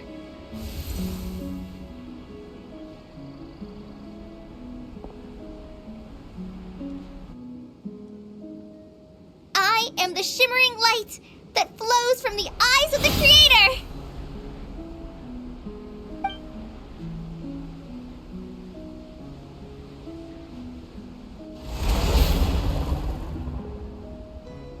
It's a song composed by the goddess of flowers, but very few records of it remain, even in historical texts. All we have is a few fragments. Is Kale an avid historian? Not to my knowledge. The Jinn have actually quieted down. Although, no, it's more than that. It looks like they're showing submission. Clearly the songs left by the goddess of flowers have a soothing effect on them. At the very least, they're much calmer now. Really? Let me try. I am a spirit created at the beginning.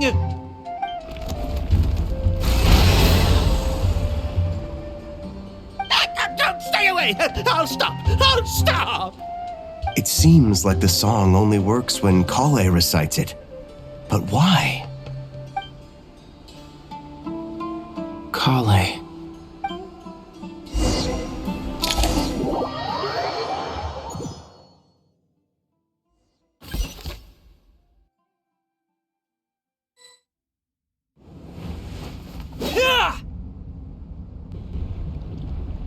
Any luck?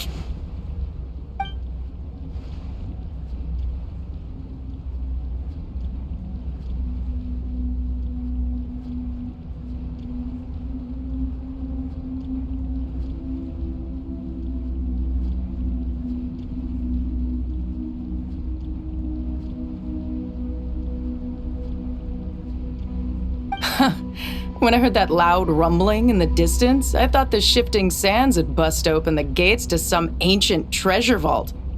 Turns out it was just you guys. Huh? Wait, that sounds like... It's been a long while. Did you miss me?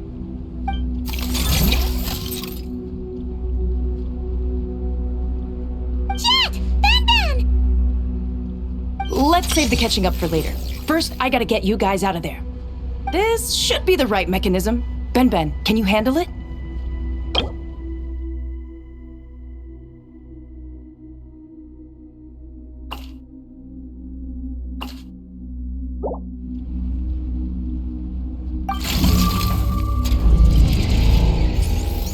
There we go.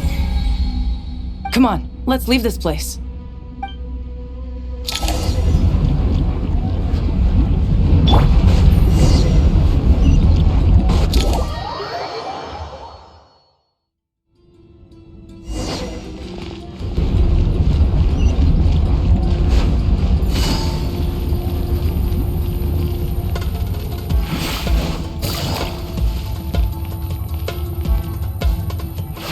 Take it easy.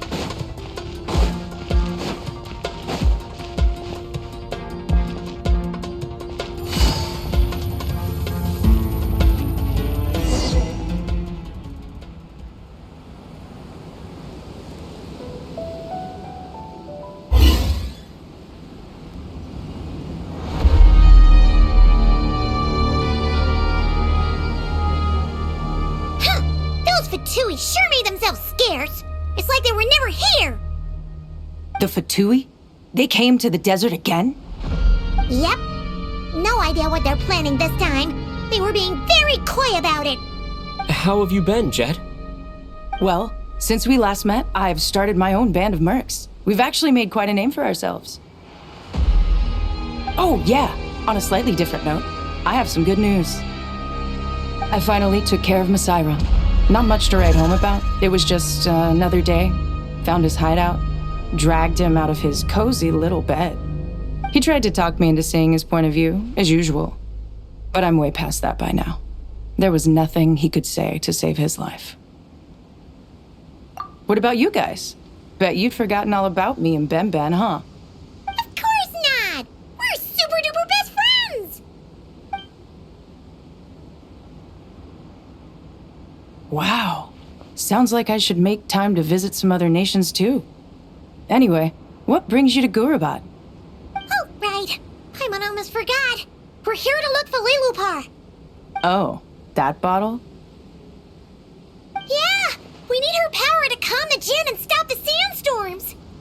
Here's hoping we actually manage to find her, after all the trouble we've been through.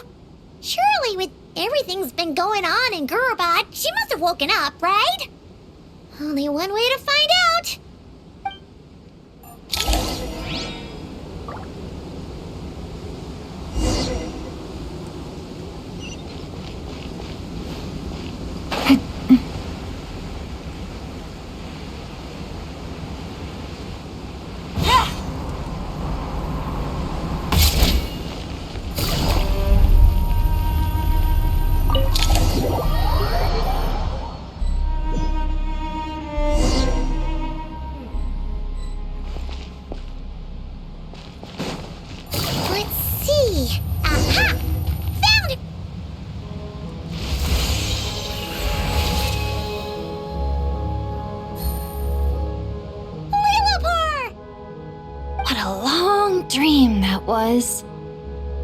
It's been a while, my master. Oh, and you're here too, little wildcat. The four of us back together again. Imagine that.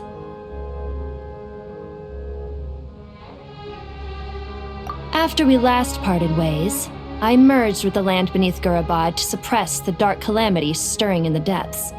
It rekindled the flame of vengeance within the Jinn, depriving Gurabad of any hope of peace. I fought against it for a long time, until one day, I sensed a change in a foreign land to the west. Suddenly, the pitch-black abyss fell silent.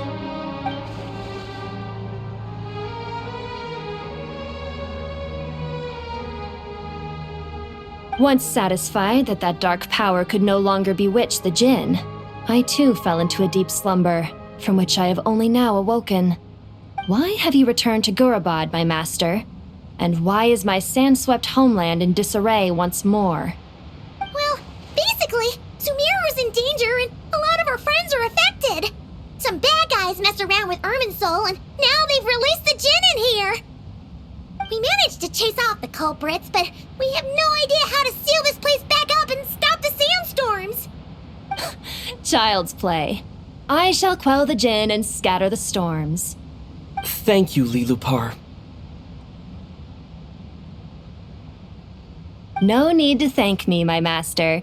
I have granted many wishes in my time, and this was the most trivial of them all.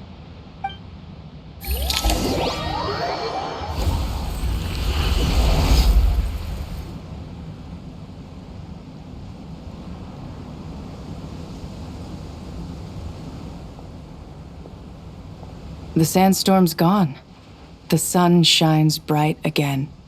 When I said that we'd meet again under a lovelier sun, this was exactly how I imagined it. Yay! Although, honestly, Paimon would love to hang out with you more, even if the weather sucked. Well, there shouldn't be any more Jinn breaking out, right? Are we okay to head back? Sounds good. You can introduce us to your other friends.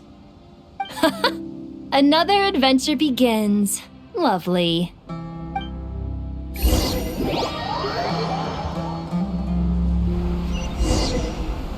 The storms have stopped! We should be able to get to the Temple of Silence without any problems now. Time to regroup!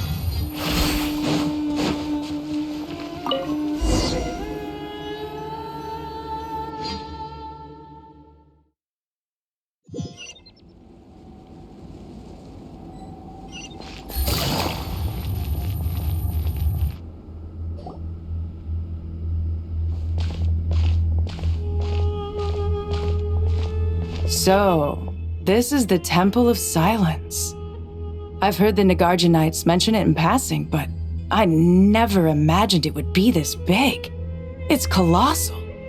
I thought the temple moved to the rainforest ages ago. When did they scamper back into the desert? I don't know. This plan sounds a little too risky for my liking. Even in King Deshret's day, this was experimental technology. We have no idea what could happen if we activate it. Well, unless you know of another viable alternative for the Akasha terminal, I'm afraid this is our only option. The plan is sound, and the risks are manageable. However, if we are to proceed, we must act quickly. The scale of this project is enormous. Even with Kave, Faruzan, and every other scholar of mechanics working on it full-time, the proposed modifications won't happen overnight.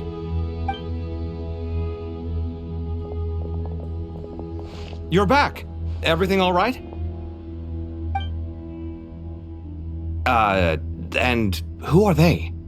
Friends of yours? Pretty much everyone in the Temple of Silence is. This guy's Kave, and the one next to him is Alhaitham.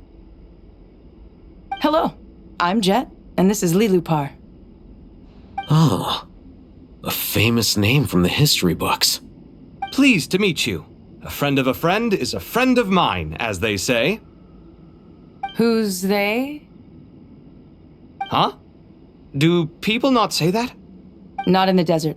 Friends you can trust, but friends of friends? Gotta keep an eye on them. Still, I do trust the Traveler's judgment. I'm sure you're good people. The sandstorms have calmed down. I take it the Gurabad problem is resolved? What did you find?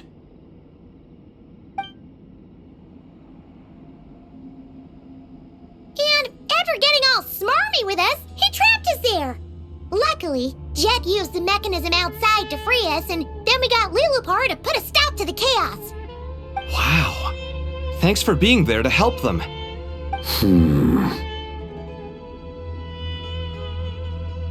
So, this mystery man openly admitted that he was merely a Harbinger subordinate.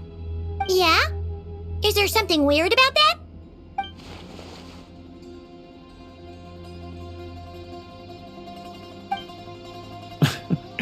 I assume you aren't naive enough to expect answers from an enemy. Well deduced. Our commander, Dottore, died in Nod-Krai.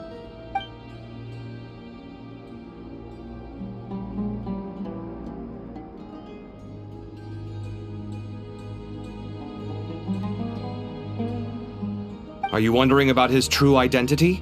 Or do you think there's a big conspiracy behind all this? I wouldn't go as far as to call it a conspiracy. Just the simple fact that having someone to shift the blame on tends to prove useful should trouble come knocking later.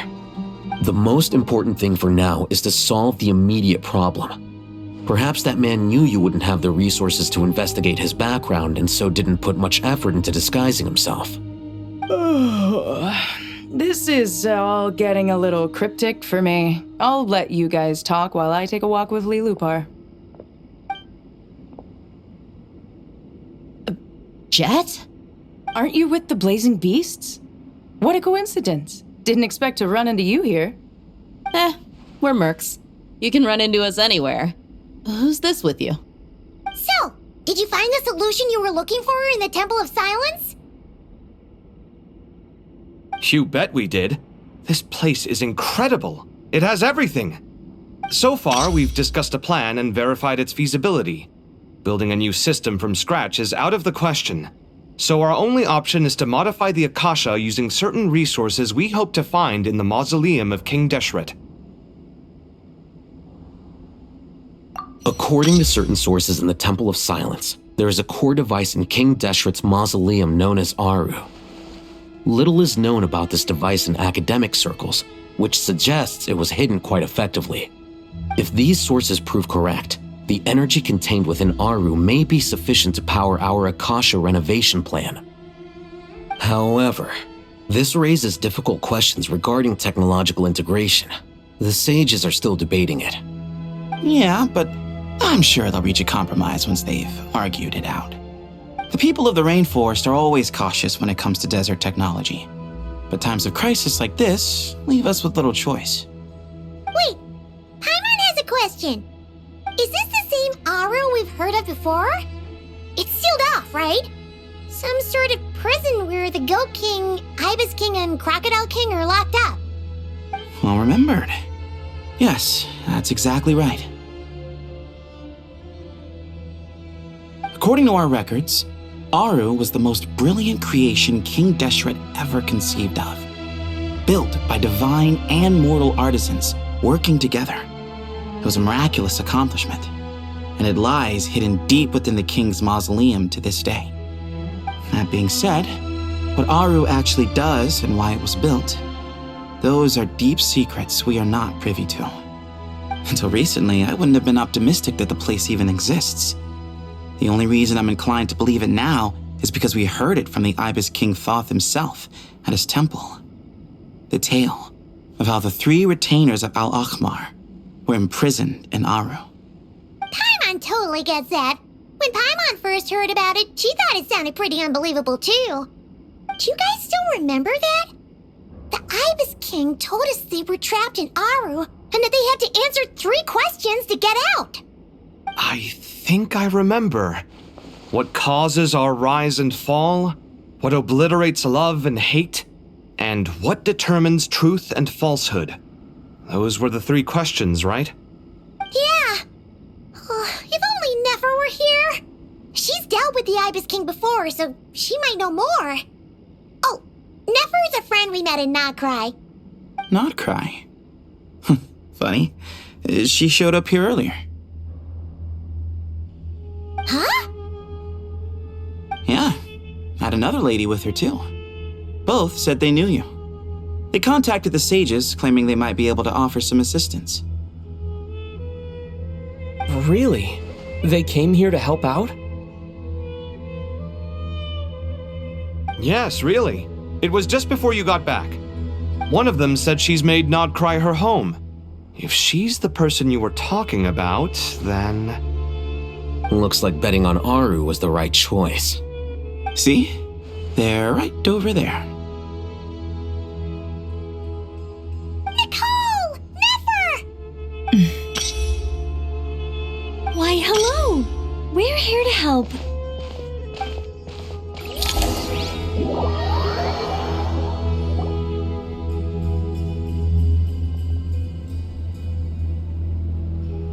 It's a good thing we left early. We almost got locked out. Locked out? What do you mean? Oh, you haven't heard? An invisible barrier has appeared around Sumeru's borders, cutting off all travel in and out. No one can leave and no one can enter. Sumeru has become a lonely island. Are the Fatui behind this too? Actually, no. This has nothing to do with them.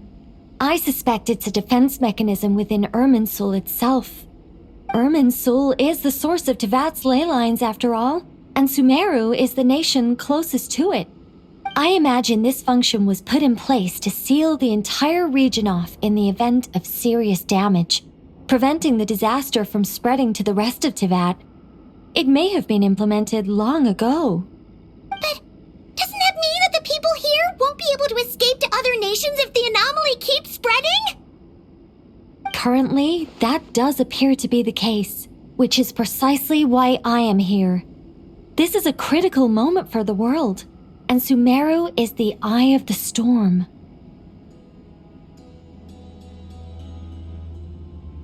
Paimon's surprised you managed to convince her to come back to Sumeru. Indeed. Even for someone of my wisdom and eloquence, this tested my skills to the limit. And why should it concern me that Sumeru's in trouble? Surely you don't think I still have feelings for that place? Judging by your tone, I suppose you don't. Sounds like you don't know much about my past. And here I thought you knew everything. All I know is that the Ibis King is the source of your power. He was quite a prominent moon envoy once upon a time, so I do know a thing or two about him. As for your past, I have ways to learn the full story if I wish to. But everyone has secrets they'd rather keep to themselves. Wouldn't you say? I'm glad you see it that way, Miss Nicole. I've chosen to call Nod-Krai home, which is why I did my part in its hour of need. That doesn't mean world savings become a habit with me. I have no particular desire to play hero in Sumeru, thank you. I understand. Human emotions do not appear and disappear without cause. There is always a reason to be found behind both salvation and destruction. Still, if time has taught me anything, it's that human emotions are often complex and in conflict. That's why people change their minds about things all the time. But that's where we angels come in. Our duty ultimately is to guide people towards their deepest, truest desires and help bring them to fruition. So I wish to hear about your past, because I do not believe you are motivated by hatred alone. And if we still arrive at different conclusions in the end, that's okay.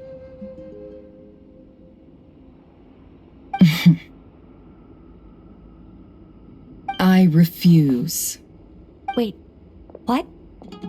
But I set the atmosphere and everything. Isn't this supposed to be the moment when we finally open up to one another? Is it? Maybe I'm not so good at reading the atmosphere. You're right, Nicole. There's more to me than just hatred.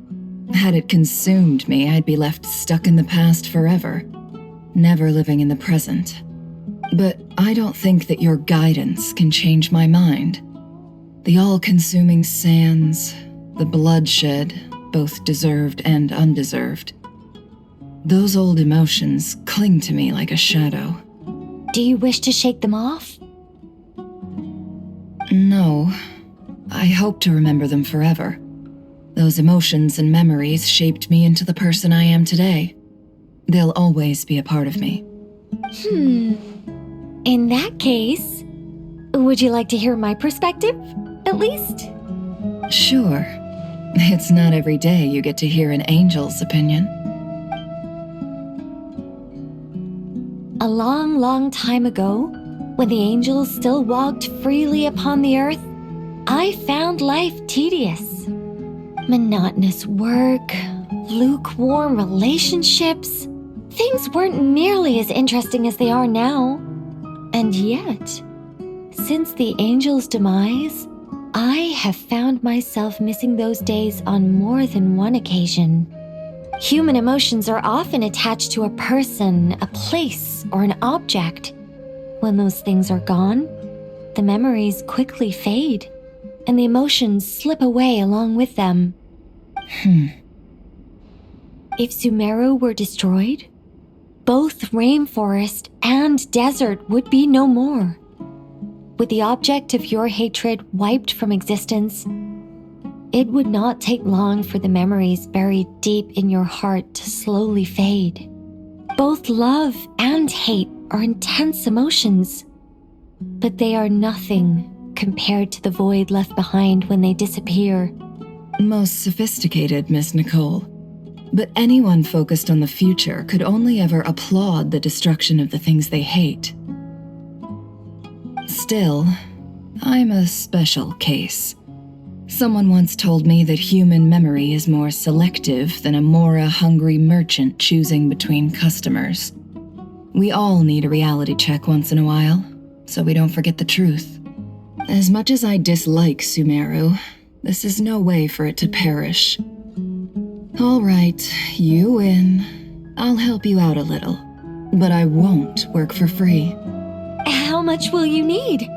You're not gonna melt this for all it's worth, are you? What do you think? I'll be upfront with you. I don't have much more on me. If that's what you need, I could borrow some from Alice. Or perhaps I could pay in sculptures. The ones I carve are actually worth quite a lot. Just cover my travel expenses. Huh? Is that all? That's all. Given all the people I owe favors to, I can just about justify a trip to Sumeru. Yehoda! Here, boss! What do you need? I'm going back to Sumeru for a while. While I'm away, you'll be in charge of the curatorium. Me? I'm in charge? Whoa! Don't worry, boss. You can count on me! And that was how the ingenious Angel Nicole brought you the perfect person for the job in your hour of need. Hip hip hooray! That was far more detailed than necessary. Not lacking in embellishment either. I never thought I'd return. Especially not the desert. But life doesn't always go as planned, I suppose. What's Candace up to? I don't think I've seen her yet. She is still taking care of things in our village. Should be joining us before too long.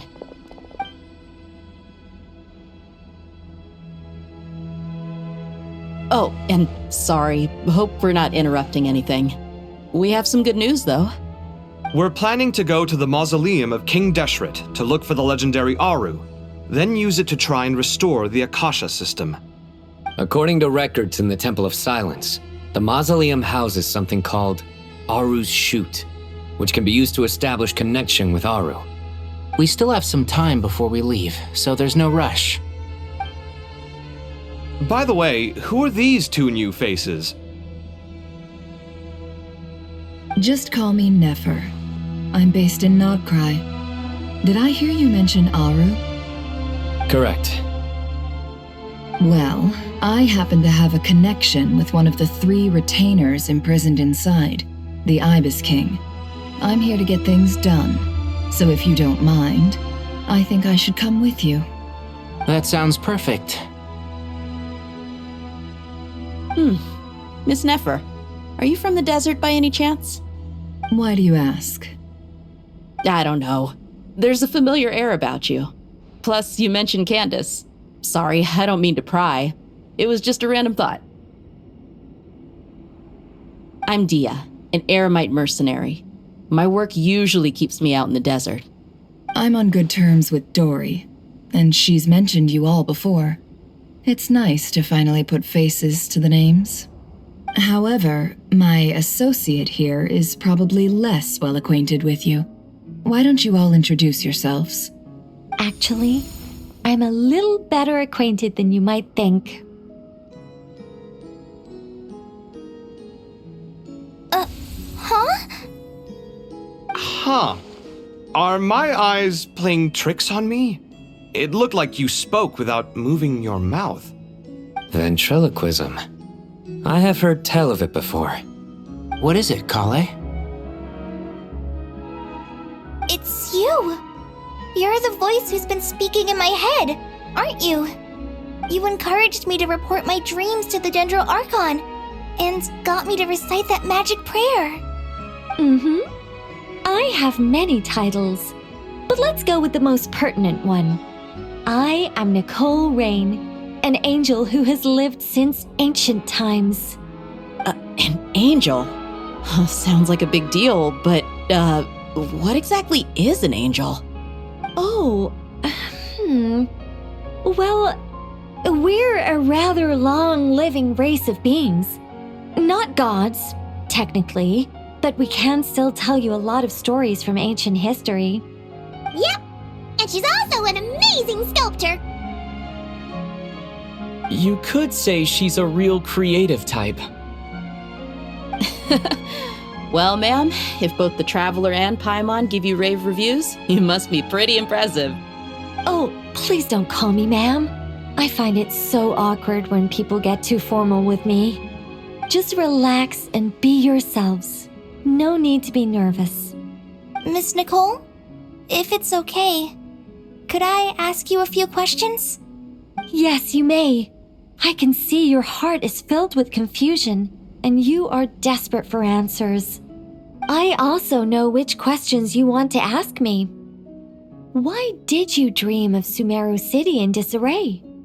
Why did those verses soothe the Jinn only when recited by you?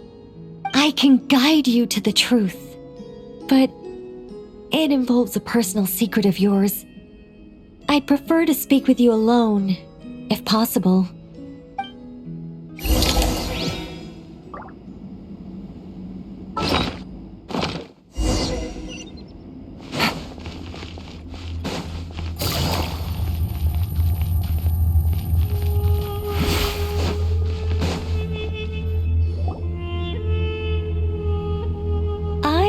We were going to speak alone. This is a lot more people than I was expecting. What's wrong with it? Even the doctors at Bimarstan allow patients to be accompanied by family members. Well, if Kale doesn't mind her secret being revealed, I have no problem with it. Thanks for being so considerate, Miss Nicole. I don't know what secret you mean, but whatever it is, there's no need for me to hide it from my closest friends. Closest friends? It's so nice to hear that. All right. In that case, I'll get right to it. Kale, are you aware that there are god remains inside your body? I am. When I was young, I got sick with Elazar. Nothing could cure it. The Fatui convinced my mom and dad that they could help, and I was sent to an unfamiliar place. There were a lot of other kids just like me there. This creepy guy injected us with some strange medicine, which I heard contained god remains. I can still remember the pain like it was yesterday. But thanks to the friends who've stuck by me all this time, I've gradually been able to overcome those memories. Anyway, so you're saying that what happened to me has something to do with the god remains they injected me with? Yes. Those were the remains of Nabu Malikata, the goddess of flowers. What? Huh. Fascinating. You don't seem surprised like the rest of us. Why?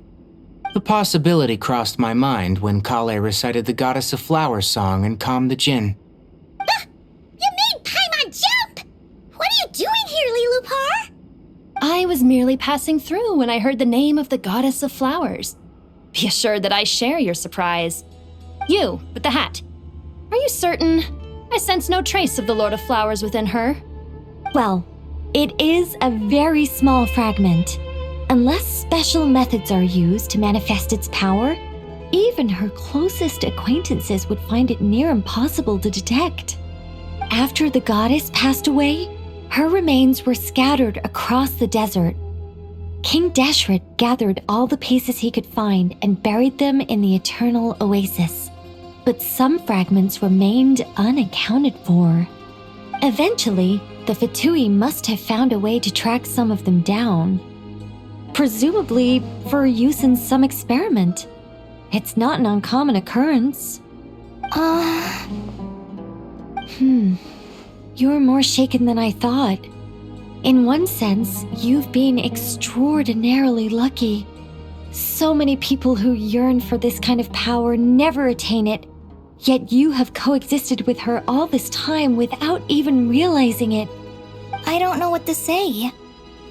I'm glad that I could help everyone with this power, really. But knowing that a fragment of the Goddess of Flowers is inside my body is... it's a strange feeling. Well, people value their autonomy very highly. Even a well-intentioned intruder can shake one's sense of self. I understand how you feel, Kale. But once you get used to it, you'll find it's nothing to be concerned about. Huh. I guess you, of all people, have a good reason to speak on this. 2 good reasons, in fact. Incidentally, 3 is the maximum number of Hermanubis' Ba fragments that I could bear. Let me guess. Because 2's company, but 3's a crowd? Thanks for helping to explain the joke, Tainari. Not my intention. Goddess preserve me. I should take my leave. This boy in his wolf's head hat speaks much too differently from the Hermanubis I remember.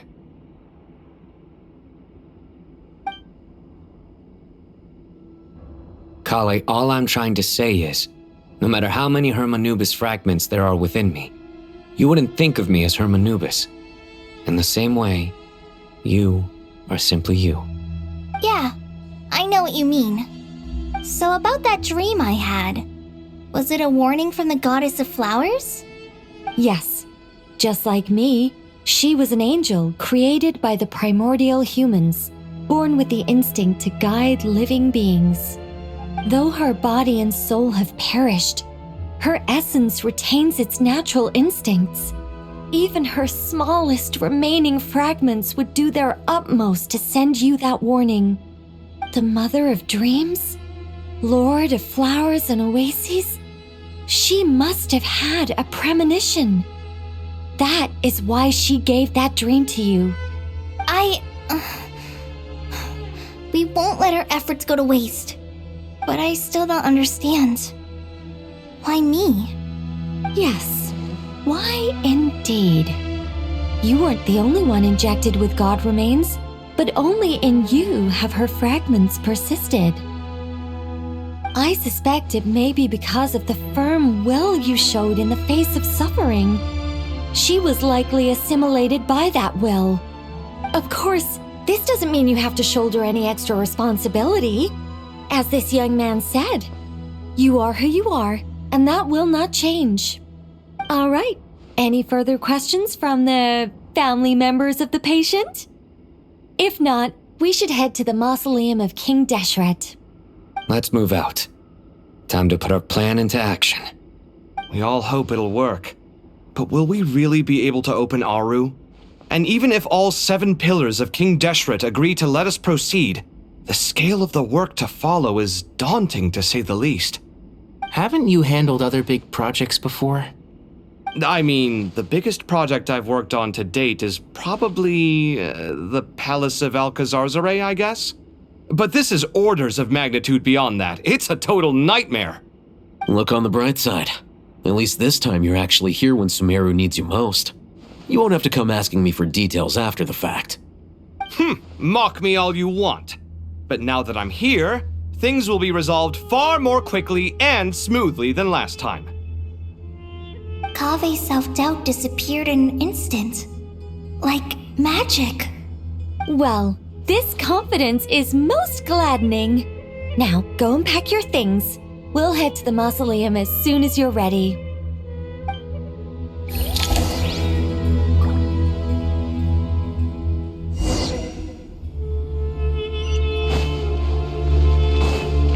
Take it easy.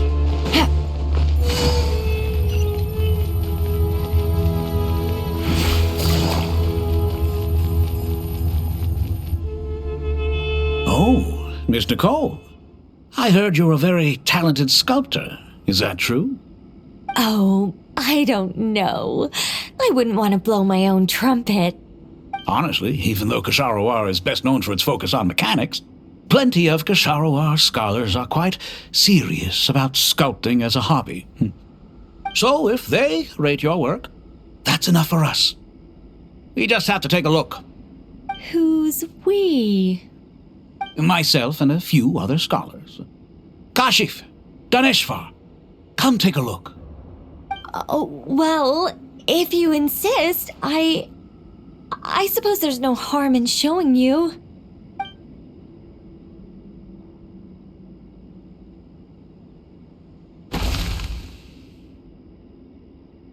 Whoa! Where did that come from? Look at the level of detail. It's so lifelike. The squirrel descends from the heavens like a champion, and the earth trembles beneath its feet.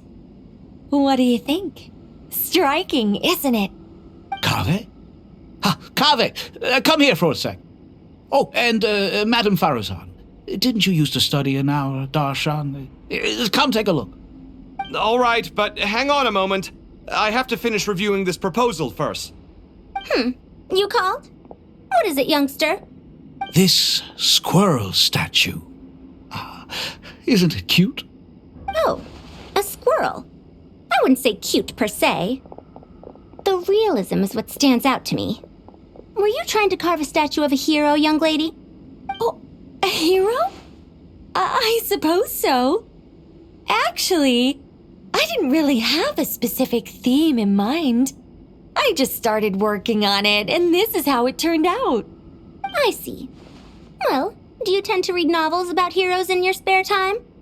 As a matter of fact, I do quite enjoy those.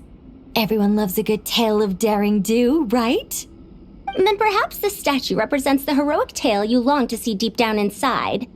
Also on the subject of heroism, I feel that if the subject posed with a finger raised towards the heavens, it would lend a greater gravitas to the overall image. I'm sure some would call it cliché or old-fashioned, but not me. I think it would be a perfect fit. It has a certain classical beauty about it. Kaveh! Sorry, Madame Faruzan, I'm a little busy right now. Don't wait up for me. What a pity. That young man has excellent aesthetic tastes. I was hoping to ask him for his opinion. What a genius idea!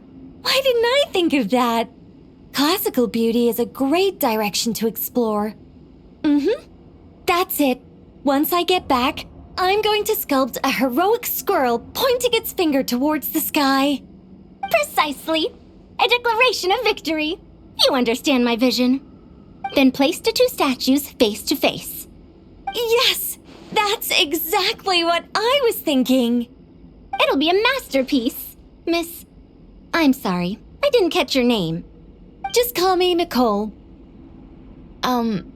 Madame Faruzan? Was it? What? Oh, no. That wouldn't be right. Why ever not? Madam is a state of mind cultivated from within. Anyone may call me Madam if they so desire. My dear Miss Nicole, once we make it through these trying times, should we have the pleasure of meeting again, I shall look forward to seeing your new work. In this day of age, it's rare to find people with an appreciation for classical aesthetics. Meeting you was truly a pleasant surprise. Honestly, I feel the same way. It's been a long time since I met anyone interested in this style of statue. Clearly, they don't call you Madam for nothing. Also, I have to say, you're a very good judge of character. Because when I think about it, I really am someone who likes stories about heroes. That must be why I've quietly kept watch over generation after generation of them. Sorry, keeping watch over heroes? What exactly do you do for a living? Oh, never mind that. Let's not tell Madame Faruzan about Miss Nicole's true identity for now. Good idea. Let's limit the conversation to aesthetics.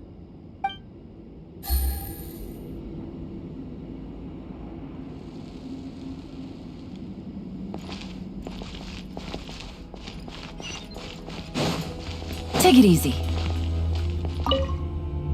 What's wrong? You look a little depressed. Kale got a fragment of the Goddess of Flowers, and all I got was one of the 7 pillars who served under King Deshret. I lost out, didn't I? That's what you're upset about? You're such a child.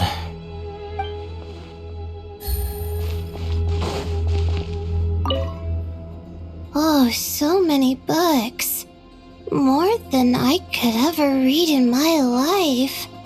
But I've learned a lot that the textbooks could never teach me. I never realized that people in the distant past thought about some of the same questions we ponder today.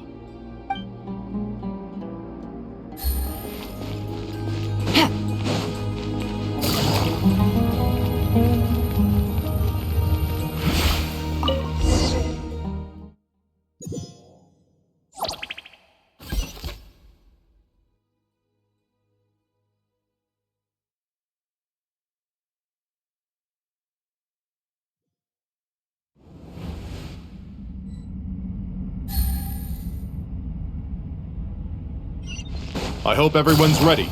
We'll be arriving at our destination very shortly.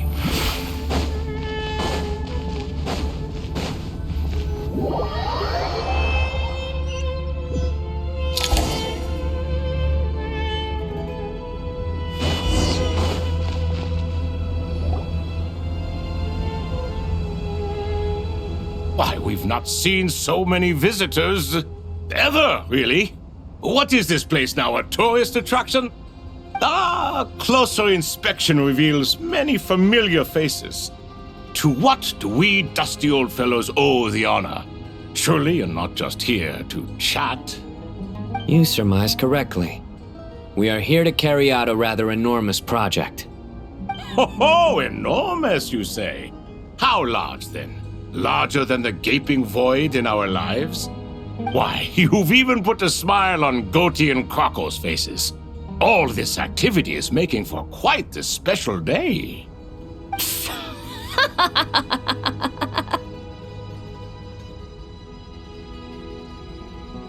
I know that laugh.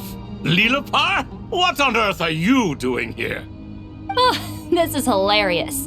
Turns out good things really do come to those who wait, as long as you stay alive long enough. When did you 3 get locked up in here? And still you act all high and mighty, putting on a show for the younglings. Truly hysterical. Why, you... Yes, I know, no need to shout. You're right, Lilipar. Goatee, Crocco, and I all have the same problem. But didn't King Deshret seal you away? How did you break free, and how did you get in here? Who knows? Perhaps you can ask my master one day, should you ever get the chance. Behold, the executioners of old. Some have turned into fragments residing in human bodies, and others are imprisoned eternally, leaving not a single shard behind.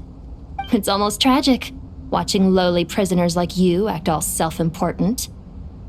Curiosity gnaws at you, doesn't it? Your interest in the outside world threatens to burst you at the seams. I'm starting to take a liking to this magic bottle lady. Time is of the essence. Let's get down to business. We come to you, O 3 ancient lords, to request your assistance on behalf of the Academia. If we can help you regain your freedom, then please consider lending us your aid. As for precisely what we need your help with, it's a long story.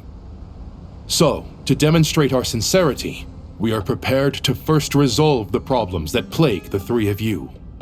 All right, stop arguing, Crocco. And Goatee, don't you start. What's the harm in letting her speak? It's not worth getting so angry about. Forget about her. The 3 questions are the crucial thing here. But do you really have a way to answer them? You once answered the final question, Nefer, but the seal did not open. Unless, with the passage of time, you have found a new answer? You could say so. When you first asked me what determines truth and falsehood, my answer was a liar's soul. Liars are the best at seeing through the falsehoods of the world. But if you want them to tell you the truth, you have to reach their soul. I think that makes sense. I found it quite compelling myself, and I told Nefer so. Unfortunately, it brought us no closer to liberation. Well, that's simply because it was my answer, not the one King Deshret was looking for. Can you guess which answer Al-Ahmar wanted then? Time. And that's not only the answer to the final question, it's the answer to all three of them. All things wax and wane with the passage of time. Love and hate eventually fade into nothing. Current affairs are always fraught with conflict and controversy. Only time can distinguish between right and wrong. You once described King Deshret as a proud man. I'd say that the prouder someone is, the more inclined they are to believe that only time is qualified to be their judge. Time. Well. Indeed, perhaps in building Aru, our king was in fact attempting to reverse time, to bring love and hate, right and wrong, the rise and fall of all things back to their point of origin.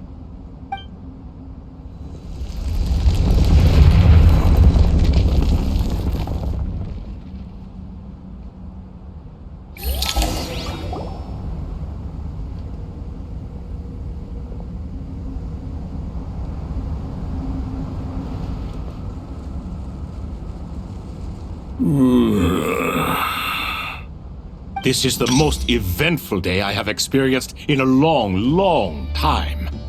You have my sincere gratitude. Are those 3 of the 7 pillars? Turns out the statues were quite faithful to the source.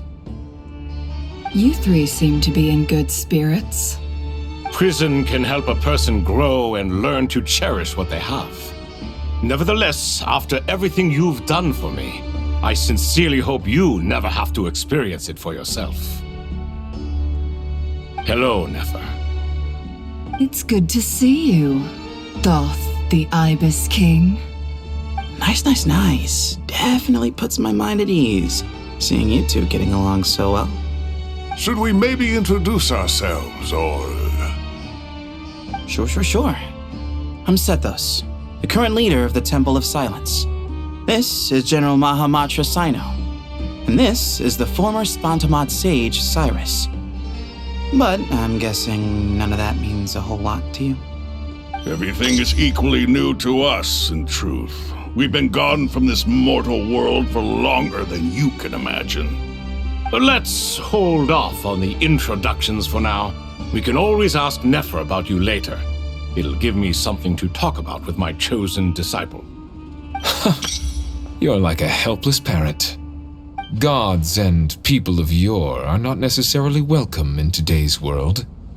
Self-awareness is one of my finest qualities. I thought I ought to share its fruits with you two. Is that so? Well, I think we'll take it in stride, just as we did with the 3 questions. Let's not forget, it was my persistence that won you both your freedom. Fair point. I have to applaud your persistence. And I must praise you for your wisdom. Now, state your wishes, young ones. I'm sorry? Why, your tremendous accomplishments deserve a reward, do they not? You must let us do something for you in return. General Mahamatra, what do you think? I won't beat around the bush. Sumeru is facing a crisis the likes of which have never been seen before, and we need your help. Every calamity throughout the ages has been connected to us in one way or another, whether we were its cause or consequence.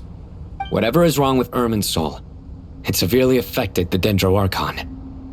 She fell into a coma and is currently receiving treatment from the Dendro Dragon. The Dendro Dragon? I'm sorry, the Dendro Dragon is helping to heal the Dendro Archon? Not a pep, surely. Not vicious, cruel a pep who possesses no virtues aside from her basic instincts. Ah, good heavens. Oh, I shudder to think what could have caused Lesser Lord Kusanali to suffer such a plight. Still, why would the Dendro Dragon lend you her aid? She has always held nothing but contempt for the Archons. I suppose she and Kusanali must have some history. You can help us make history too. Smooth soccer. Well said, lad. Currently, no one can connect to Irminsul. We hope that by opening up Aru and making some modifications to it, we can use its technology to our advantage. Unfortunately, Aru is an imperfect creation. King Deshret never managed to realize his full vision before his death. Much remains to be done if it is to be pitted against Irminsul itself. Besides, I hear your reasons, but to give Aru up over such would be... The archaeological records clearly indicate that although Aru's construction took a long time, it was not beyond human means to achieve. Modern technology should solve the efficiency issues. We have no choice but to go all in on this. This is by no means a threat. But the only reason we helped you escape from Aru was to gain the necessary leverage to negotiate with you. You asked us to state our wishes, and we have. Each one of us here needs your help, as do all the thousands of people living in Sumeru. They need you, and they need Aru. What do we think, my fellow old fogies? Shall we lend our support or not? Since you ask so nicely, naturally. Naturally what? Are you for or against? I simply mean we shall do what comes naturally. You claim that you wish to open Aru. Know you then that the golden slumber created by King Deshret is preserved within? We do. We understand the risks involved. In all likelihood, the mortal world will never again be able to replicate King Deshret's work. Never will there be another chance to come so close to creating a utopia. Knowing this, are you sure of your decision? We are sure. Before people can dream, they must first live. If your minds are made up, very well. We shall summon our erstwhile colleagues to discuss this further. Saint Shezepank, Saint Bennu, once you surrendered to silence and were buried with King Deshret. But now, we invoke the right to awaken you with our voices.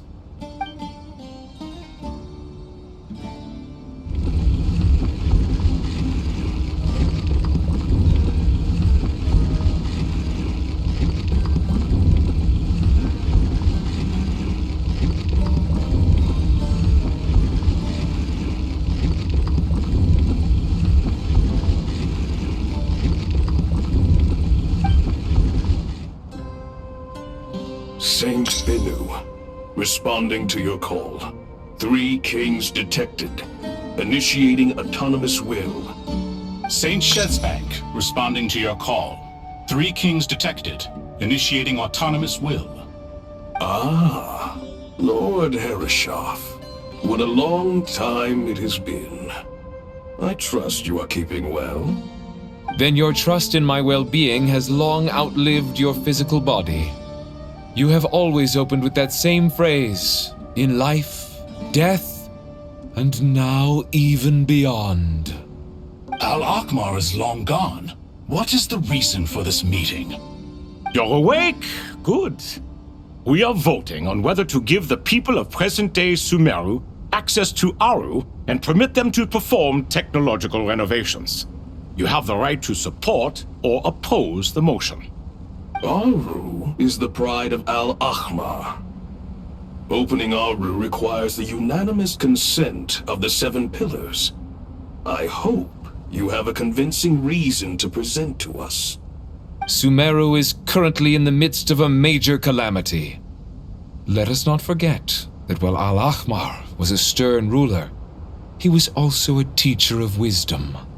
A god without his people shall cease to exist, and King Deshret's greatest wish was to provide protection for his people. Let us then honor our God King's wishes as we consider our decision. I do not mean to mock these proceedings, but what is the point of a unanimous vote when we know that the last of the 7 pillars, the Dendro Dragon Apep, will never communicate with us? This will no doubt surprise your mechanical mind, and I have no intention of trying to persuade you it is true. But Apep is, in fact, healing the Dendro Archon as we speak. Huh? Can someone attest to this? Do we have any proof? I ask the 3 kings. Can any of you vouch for the truth of this claim? Naturally, the Ibis King, Thoth. What? It was Thoth's disciples who revealed the truth to us. We need not debate its veracity. Simply let Thoth bear accountability. That way the rest of us may have a clear conscience. Perish, you diabolical fiend! I awakened our former colleagues for you, supported your opinion, and backed your decision. What sort of fiend would do that? I miss the days when Hermanubis was still around. At times like this, he would offer to take accountability. What are you trying to say? Is my word worth less to you than Hermanubis's? Hypocrite though you are, Lord Thoth, you are humorous in equal measure. How could we bear not to associate with a character such as you? I, Saint Shezpank, approve the Goat King's proposal. Since King Deshret is no more, we shall receive no reprimand for acting beyond our remit. Nevertheless, I sincerely hope that those before us understand the significance of what they intend to do. Remember, the moment that Aru is liberated, the myriad souls residing within the Golden Slumber will return to the ley lines. And once the ley lines flow again, these souls shall in turn be received by Irminsul. To take this step is to bring the perfect afterlife created by our king to a permanent end. We understand that well, and we have decided to proceed regardless. Furthermore, the contemporary human perspective would contend that confining souls in this way is no act of benevolence. The deceased have a right to rest in peace. King Deshret's creation is clearly a place of rest and peace. It is just that many do not see it this way. But no matter. Saint Binu approves. Hermanubis' representative and the Dendro Dragon Apep made their choice ahead of time, while the Goat King, Ibis King, and Crocodile King have also granted permission to liberate Aru.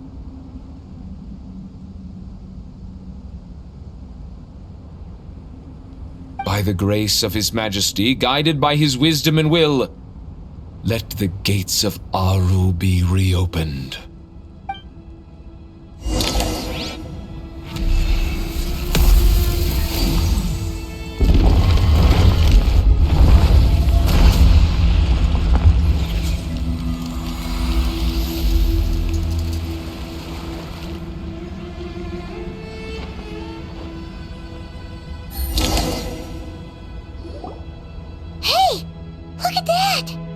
What's this? Are we under attack? No. Wait, it's...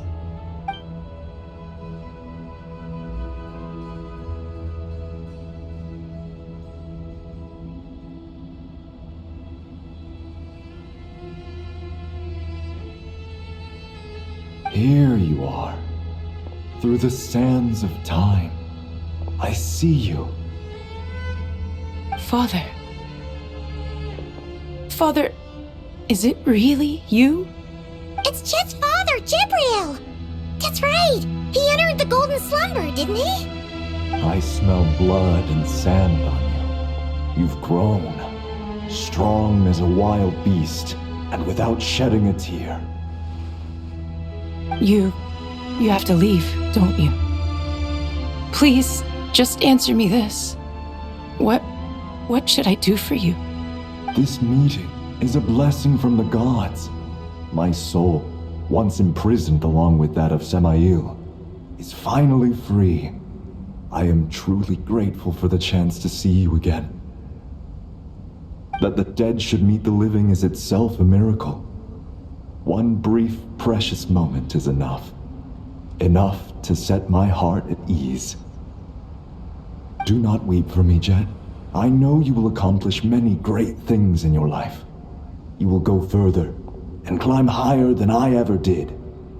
All I ask is that you take good care of yourself.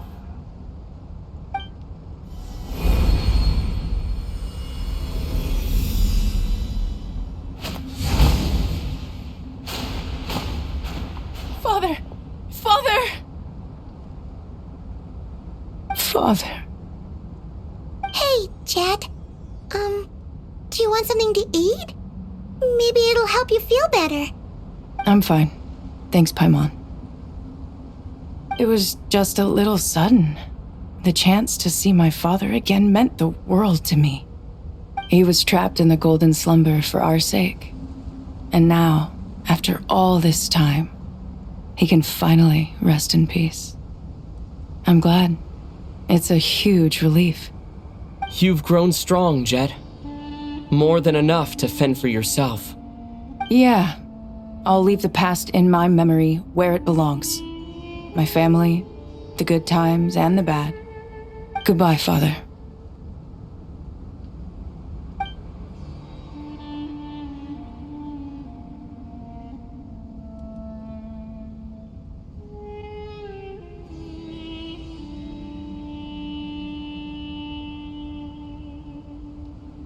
Ah, me, what a touching reunion that was. It seems we did a good deed today. We three retainers, once imprisoned for our iniquity, are surely the least qualified to judge whether this deed is good or bad. Either way, Aru is open. Now you have your opportunity, and with it, whatever trouble may ensue. Although Aru was created by a god, human craftsmanship was nevertheless required to build the gate that connects it to this world. Perhaps the relationship between gods and humanity follows a similar principle.